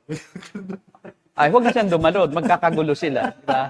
Kasi sa susunod uli, talagang papatulan uli siya noon. So, hindi na siya talaga dapat. Habang ang yung pastor nakakapagpasensya pa doon at okay lang sa kanya, okay lang dumalo. Diba? Kasi nasa tao yun eh. Kung yung pastor mismo mapagpatawad at inaakala niya na yung kanyang pagpapasensya ay magiging daan upang yung nanuntok sa kanya maging tunay na Kristiyano. O bakit hindi? Di ba? Tama ko. Di ba, yung tulad nung nag-preach na bulag ata yung isang mata niya. Anglican din ata, parang sa yung parang Eastern Church na parang hindi ako- Katoliko rin naman. Apo. Kung yun nga, kayang patawarin yung Katoliko pa rin yun. Tunay na Kristiyano pa, hindi ako mapapatawad. Wala ng paningin siya sa isang mata. Parang pirata na nung nagpe-preach Binulag pala. Pero pinatawad niya. So, At yun ang malakas na na evidence na sinusunod mo ang kalooban ng Diyos. Diba? Kasi sabi magpatawad Pero kung talaga namang babariling ka na, binaril ka na, siguro na mahalin mo rin ang sarili mo. Kasi doon mali Ano sabi, ibigin mo ang kapwa mo gaya ng iyong sarili. Anong nangyayari? Hindi namin iniibig ang sarili, iniibig na lang kapwa. Hindi. iba na yun. Pag sinabing ibigin mo ang kapwa mo gaya ng iyong sarili, pag ibig sa sarili mo, parehas lang. Kung hindi mo na maibig ang sarili mo dahil sa kapwa mo, wala mo sarili mong ibigin mo, hindi mo maibig ang kapwa mo na pag di mo iniibig ang sarili mo. Papatayin ka na okay lang sa'yo. Ay, di mali rin yun, di ba? Kasi hindi mo iniibig sarili mo. Gusto mong papatay Ibigin mo rin sarili mo. Kasi gaya lang ng pag-ibig mo sa sarili mo, ang pag-ibig mo sa kapwa mo. Pag sinuntok ka, hindi mo rin mahal ang sarili mo pag pinaulit mo pa. Di ba? Opo. Dalawa ng black eye mo, dapat isa lang. Magpapaabuso na. Huwag ka na magpaabuso. Yun ang ibig sabihin, hindi ibig sabihin, mahal mo ang kapwa mo, papaabuso mo ang sarili mo. Yun ang ibig sabihin nun. Hanggat naiibig mo pa rin ang sarili mo, habang iniibig mo ang kapwa mo, ibigin mo pa rin siya. Pero kung hindi mo na maibig ang sarili mo, sa pag-ibig mo sa kanila, ay hindi na pag-ibig yun sa kapwa. Hindi mo kasi, that's hypocrisy na. Paano mo maibig yung kapwa mo kung yung sarili mo, kinamuhian mo? Kinamuhian na. Di ba? So, imbalance yun. Tama. O, di ba? So, nangyayari, pagka yung mga Kristiyano, inapi, iharap mo pa ang kabila, sabi ng Panginoon Tama yun sa ibang pagkakataon, di ba? Kumagaan lang yun. Pero kung Papatayin na. pero kung ang sumuntok sa'yo ay WWE ang katawan, ay hindi ka na mabubuhay noon. Sa susunod, magpadala ka na ng doon. Stretcher. Unat na no? Hindi po pwedeng, hindi pati yun literal. Ang tawag doon is hyperbole. Okay po. Hindi po literal na papasampal ka ulit. O kaya pag ginagawa ang tunika mo, ibigay mo pati balabal mo. Hindi po yun literal. Ibig na sabihin doon, hanggang kaya mong tiisin. Tiisin mo, yun. Pero pag hindi mo na kayang tiisin, di wag mo nang tiisin. Kasi magkukontradict po yung pastor. Oo, magkukontradict. Ibigin mo Yes. yung sarili, pag-ibig sa sarili. So, balance lang po talaga. Balance lang po. Hindi pwedeng ikaw ay ninakawang ka na, okay lang. Hindi. Ibigin mo rin ang sarili mo, tuloy pa rin siya sa pagnanakaw, kasuhan mo na. Ay naman, May pulis Mayroon akong ganyan nakapatira na imbalance, mga hyper-spiritual, hyper-Pentecostal, charismatic. Padating na daw si Jesus, kaya wag na mag-aral, wag na mag-business, wag na, manatili na lang tayo kung anong ating magbasa na lang ng Biblia. Kaya halimbawa, nag-aani sila, ang ginagawa ng mga kapitbahay, pinapakain sa baboy yung mga anhin. Kung kailan anihan na ng kamote, saka naman pakakawalan para ubusin ng mga baboy yung Paulit-ulit, taon-taon ganun. So wala silang makain. Sabi sa akin, Pastor, ano ba bang gagawin namin? Ano bang ginawa ninyo? Anong turo sa inyo ng pastor? Pastor, ganun daw po Pagka ikaw ay sinampal sa kabila, sana. Halimbawa, yung iyong kamotihan, pinakain sa baboy, pati yung iyong palayan, padala mo na rin ng baboy. Hindi pwedeng ganoon. Dapat po may katarungan. Then, inyo po bang na-deal na yan sa barangay? Hindi pa po. Naisumbong nyo na ba? Hindi po. Isumbong natin. Sinamahan ko. Pagdating dun sa barangay, galit sa akin yung mga hindi mananampalataya. May patalim. At nilapitan ako, buti yung barangay captain, sabi sa akin, Pastor, buti lumayo ka. May patalim dun sa bayong, untik ka na. Sasaksakin ka na. Mula noon, ako ay pinapalibutan. Pag gabi, may ikot sa bahay ko. Tapos, nababato ka ng aso. Yung pala yun. Tapos ang araw, nakasalubong ko yung kalaban ng kapatiran. May dala uling bayong, alam ko na. So, may iwas ako. Siyempre, alam ko na Pero binabati ko pa rin. Kumusta? Tapos umingiti sa akin. Hanggang sa isang araw, kinulam na pati ako. Oo, kinulam ako. Kasi kaya ko nalaman kinulam ako ng nanay niya. Dahil doon sa dumalo yung nanay niya Mhm. isang araw sa church. Mhm. Tapos, nakapupuri. Tapos tinanong ko, sabi ko, sis, ba't po kayo andito? Tataka lang po ako dahil di po ba galit kayo sa akin? Eh kasi pastor, kinulam ka namin. Pinakulam kita. Pero hindi ka tinablan. Kaya narito, ang Diyos mo pala, makapangyarihan, sabi niya. O, di ba? So, sumimba. Ito mga kapatiran, ang ginawa, yung bang mabiglain yung matanda yung pagkakasalubong mo, tapos may ginawa ka, gagawin din yan. Baka salubong mo, pag tumihaya ka, titihaya din. Pag umakyat ka ng saging, aakyat din sa saging. Eh, ang ginawa naman, ginanon. Natisod. Oh, mali. Sabi ko, sana okay na eh. Okay na sana eh. Kasi yun yung nagpapakawala ng baboy. Mhm. Oh, tapos yung mga anak, okay na. Magalang na. Kasi bakit? Minsan din, kaya hindi ginagalang ng mga tao, ang mga Kristiyano. Opo. Kasi hindi nila ginagalang kanilang sarili. Sabi niya, kung ako magiging born again, tapos ganyan ang magiging buhay ko, na kahit ako apihin, hindi pala ako pwedeng maghanap ng katarungan, ay hindi na ako mag-born again. Nagiging, yung ilaw, hindi ilaw yon, yung hindi mo rin inibig ang sarili mo. Kasi ang mangyayari, sabihin ng mga nasa palibot mo, ako pala magiging api-apihan ng mga tao pag ako'y naging born again. Kasi maling aplikasyon. Hindi ibig sabihin, born again ka, hindi ka pwedeng mag-seek ng justice. Mhm. Diba? Pwede ka rin humingi ng hustisya, kaya may gobyerno eh. Yan ay anointed ng Diyos, appointed ng Diyos para magsaayos ng mga problemang panlipunan. Kung talagang hindi mo na kaya, hindi mo na maibig ang sarili mo, dahil sa ginagawa sa'yo ng kapwa mo, ibigin mo na at yung kapwa mo, yun ang disiplina. Meron namang gobyerno. O mula noon, gumanda ang tingin ng mga tao. O di, nagkaroon ng paggalang yung mga taga-barangay sa mga pastor at sa born again. Oh. O, biruin mo yung pastor, pag-aalis, kasi mga misyonary lang ang nagpapastor eh. Inampon lang naman namin. Pag dadating, grabing handaan. Pag-aalis, talaga naman, alimango, lahat. Nangungutang pa ng bigas para padala. O, nung ako nang magpastor, hindi pwede. Hindi tayo pwedeng mangutang. Sama ng patotoo natin, magtrabaho tayo. O, nag-alaga ako ng itik. Mhm. Sabi ko, sige, alagaan natin pag may itlog, yun ang ibenta. Yun ang kakainin natin. O, nakipagtanim, nakipagtalok, nakipag-akyat ng puno, ng nyug, para magkupra, nakikisisid sa dagat. Mhm. Hanggang sa natibo ako nung sobrang, lagnat ako, dalawang Yung araw. ano yun? Yung pikak. Oo, malala ang ano. Tapos, sabi, nagtapat sa akin na doon yung may-ari ng tindahan. Alam mo, pastor, kaya namin mag-born again eh. Biro mo, baon na po sa utang yan. Tapos ang ginagawang dahilan, in daw pastor nila, kailangan mabigyan ng baon. O kita mo, napakalaking katitisuran.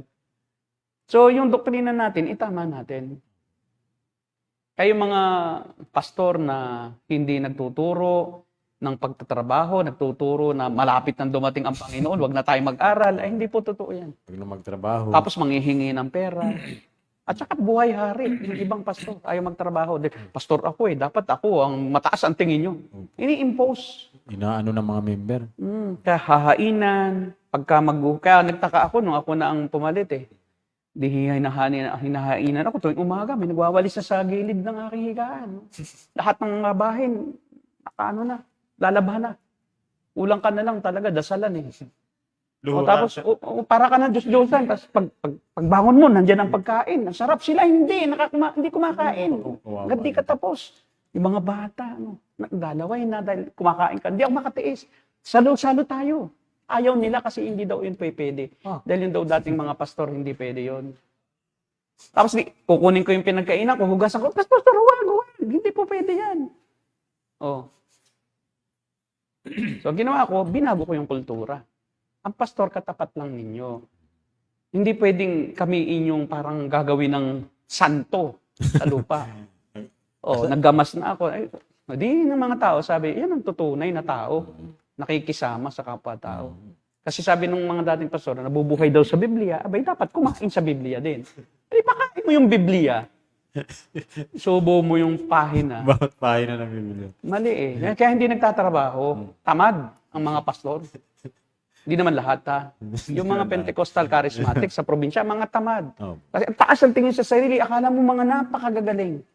Ako sinugo ng Diyos, sinabi ng Diyos, ganyan.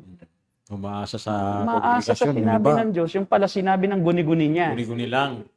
You know, Nag-inip lang. Kaya po, ngayon naman is progressive na rito sa syudad. Pero marami pa ring mga tao sa probinsya ang ganyan ang Meron tingin. pa rin. Marami pa po, Pastor. Yun po yun. Pastor, may kay Ate Joy yata. Mm. Pastor, may nagturo.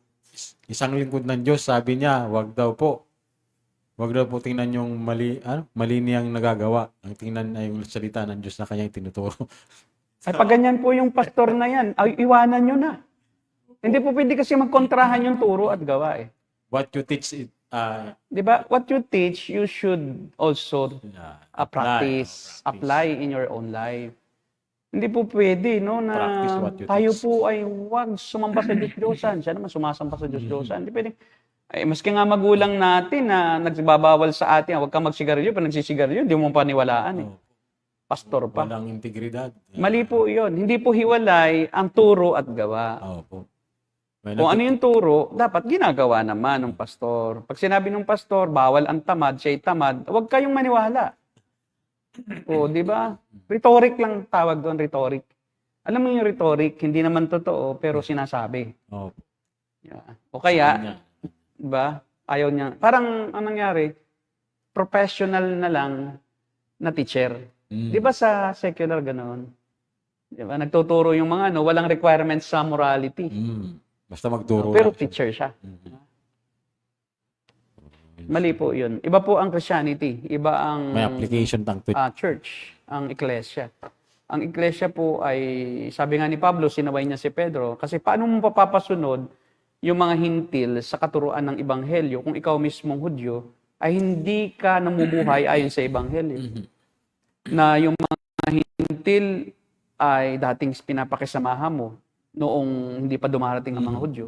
Ngayon, dumating ang mga Hudyo, natatakot ka na ikaw ay husgahan at usigin ng kapwa Hudyo, humiwalay ka sa hintil. Eh samantalang ang pinapangaral mo, walang Hudyo, walang hintil sa kaharian ng Diyos.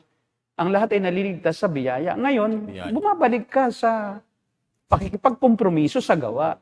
O, hindi po pwede Kasi yun. walang na alangan. Oo, merong turo ang diyan si Judas. Si Judas kapatid ng Panginoon Hindi yung Judas na yung Judas na Iscariote. Sa Jude chapter chapter 1, tingnan niyo. Jude. Anong verse? Chapter 1 verse 5 and following. 1 verse particular verse 4. Sa verse 4. Ay, Ah,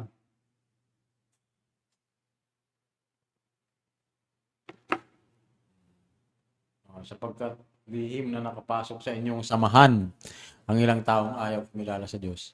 Binabaluktot nila ang aral tungkol sa kagandahang loob ng Diyos upang mabigyang katuwiran ang kanilang kahalayan. yan. Ayaw nilang kilalanin si Jesucristo, ang ating kaisa-isang pinuno at Panginoon. Noon pa mang una, sinabi na ng kasulatan ng parusang nakalaan.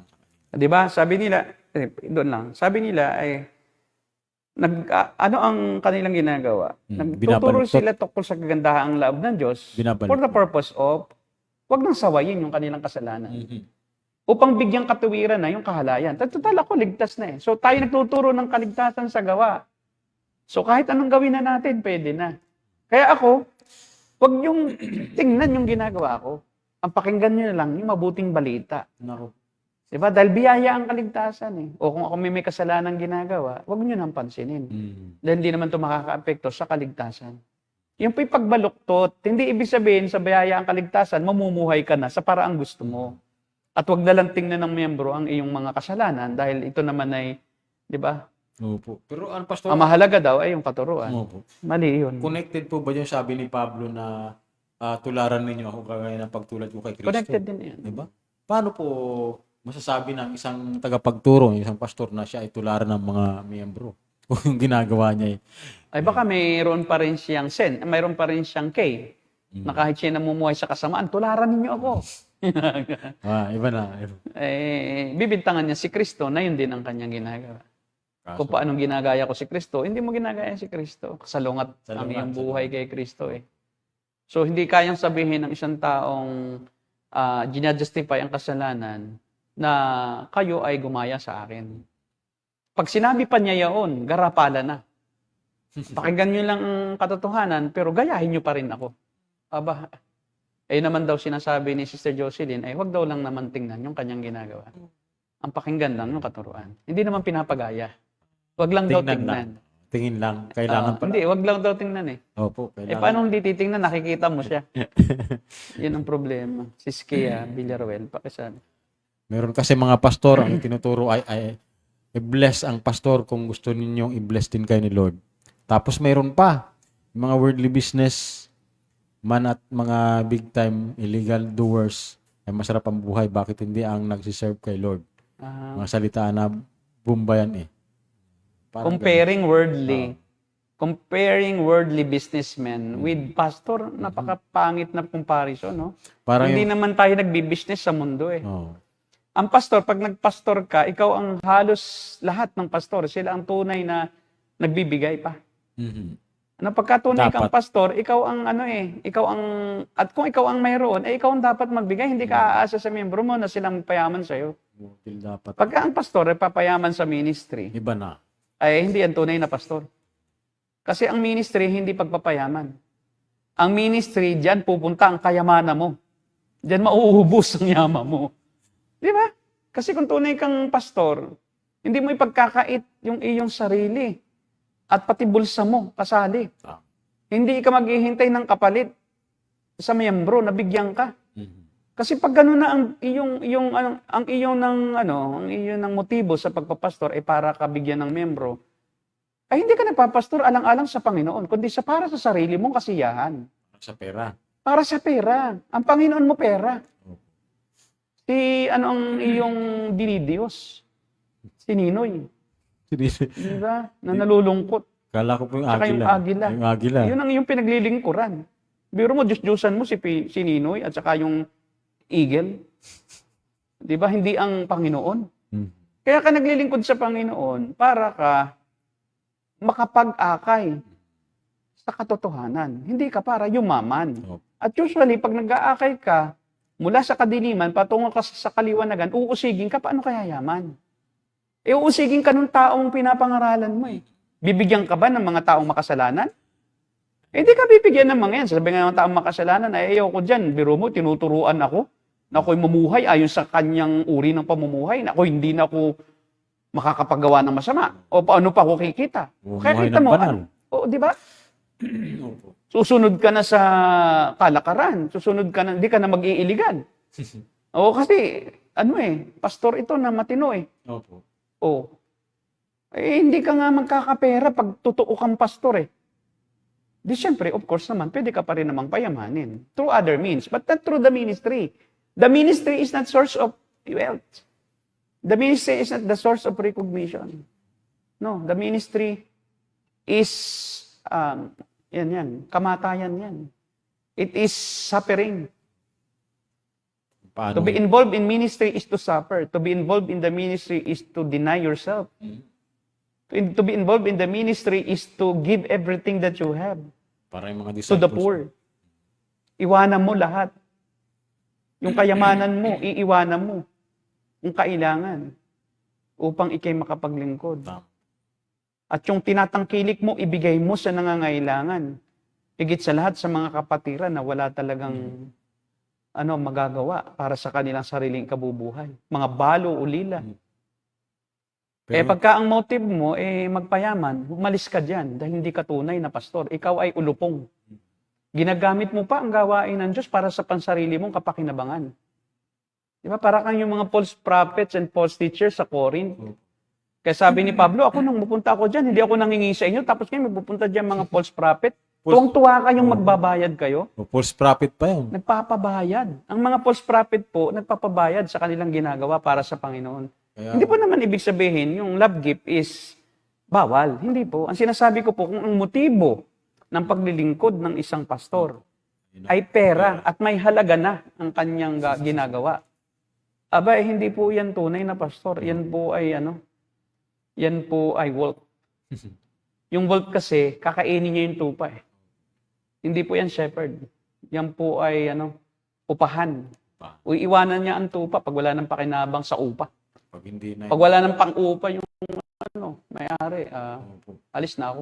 iwanan na. Iiwanan ka na sa mga lobo at pagpipiestahan ka ng mga false teachers. Kaya po, pag ganyan ang pastor, ang katwiran, bakit yung mga worldly businessmen, bakit mayaman? Ba't ako hindi? Ba? Kailangan pa yamanin. Ibig kong sabihin, worldly ka rin, mag-business. mag-business ka rin. Kung Kung gusto mong yumaman, umalis ka sa pagpapastor, pati ka mag-businessman. Ba't gagawin mo itong church na business? Kakita mo, maraming churches ginagawang multi-level eh. Diyan ako ayaw na ayaw eh. Kaya gusto dumami ang membro, bakit? Bibentahan ng multi-level marketing na negosyo, na products. Kasi sa kada produkto, bibili, meron silang bonus. mindset Hanggang po unlimited level yung iba. Sabi mo, kasi mindset po kasi ng mga pastor, lingkod tayo ng Diyos. Dapat ang lingkod ng Diyos mayaman. ay mali. Pinagpata tayo. Ay, mga ganun. Mali si Santa Claus lang yun. Santa Claus lang. Si St. Nicholas, dati ng mayaman. O yung iba naman, yumaman dahil binigyan ng kayamanan. Yun. Sa ibang paraan, hindi ministry ang pagyaman. Hindi pa sila pastor, sila ay Sila yung mayaman na. Di ba? Hindi. Hindi ganun na marunong na yan bago pa magpastor. Hindi yung pagpapastor yumaman sila. Abay, dangerous yan. Para kang kulto ka na. Yung Gicho, yumaman sa pagpapastor. Pinirahan ang Si Castellanos, yumaman sa pagpapastor. Si The Bomb, yumaman sa pagpapastor. Sabi niya, may 3,000 Oriel. ka. Kinukwenta niya eh. Sabi niya, pag may 3,000 kang membro, sabi niya, Sabi nako, na. hahabulin ka ng mga bangko, bibigyan ka ng credit card. Talaga no. Pabiruin mo. Pati ba namang credit card kasama sa sermon? Ano ba yan? Spiritual nga ang sermon. Oh, Faithfully preaching the whole counsel of God. Ang pinipreach mo, business eh. business. Ba't ka nandiyan sa pulpito? You have no business in doing that business. Doing the ministry. Maniwala ako, tunay kang pastor, kung yung kayamanan mo ay galing sa ibang paraan at legal na paraan, blessing ng Diyos. Tapos, Blessing. binibigay mo sa ministry. Yun. Totoo kang pastor. Pero kung pastor kang nagpapayaman ka sa miyembro mo, tapos para kayong maman, bibintahan mo, papatinin mo sa conference, di ba? Pag-aambag-ambagin mo para ibili ka ng kotse, tika. Hindi ka naglilingkod sa Diyos, kapatid. Naglilingkod ka sa pera at sa iyong tiyan.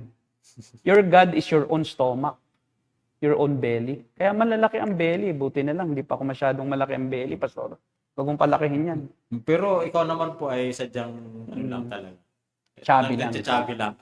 Chubby lang. Hindi naman ibig sabihin ano talaga. Kasi sabi ng iba, mas maganda raw yung mataba. Oo. Kasi binibless daw talaga. Yun. Pagpayat daw, ano ka daw. Grabe, paano ba to? Yun yung konsepto nila eh, di ba? Kakaiba eh, di ba? Panlabas na blessing eh. Yan po, Skia, no? Si Skia. Skia Villaruel. Namimiss ko na si Skia. Visit ka daw dito eh. Hindi bisita. Oo. Bisita. Dalaw, diba? Di ba? Big time illegal, mayayaman. Bakit ka naingit sa masama? Sabi nga daw, huwag mo kaingitan ng mga yumayaman sa kasamaan eh. Sabi sa kawikaan eh. Tapos, yun pang ginagawa mo, yun, naiinggit ka. Tapos kukumpara mo pa ang sarili mo sa kanila. Opo. Ibig sabihin, pareho kayo. Naman, oh. Simple arithmetic, di ba? Ba't mo ikukumpara ang sarili mo sa masasama na yumayaman? Oh. Ikaw, pastor, ba't di ka yumayaman? O di, ibig sabihin, ganyan ka rin. Masama ka rin. Masama. Bumabalik sa kanyang sarili. Okay? Wala na bang ibang tanong? Ano po siguro, Pastor?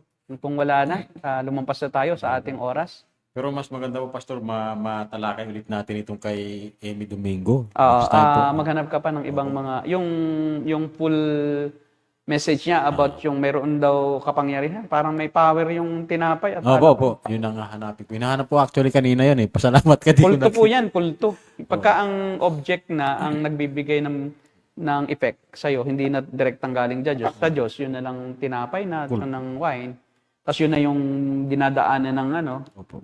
ng kagalingan, cultic teaching po Cultic yan. na. Mystical Opo. and Mystical. extra-biblical. Wala pong ganyan sa Biblia Mm. na turo. Ayun, Pastor. Okay, Pastor. Maraming salamat po sa iyo pong makabulang pagpapaliwanag at pagbigay ng mga komento. Pag-expose po natin dito sa mga maling katuruan na ito. Salamat din po sa mga nanood. Pastor? Okay, Pastor. Tayong paalam na. Okay. So hanggang sa muli po sa Tuesday, babalik po kami at kayo po ay patuloy na umantabay at makinig, matuto sa amin pong pag-expose. At ito po ang The Narrow Gate Ministry. And we are the Cult Busters. God bless you. God bless.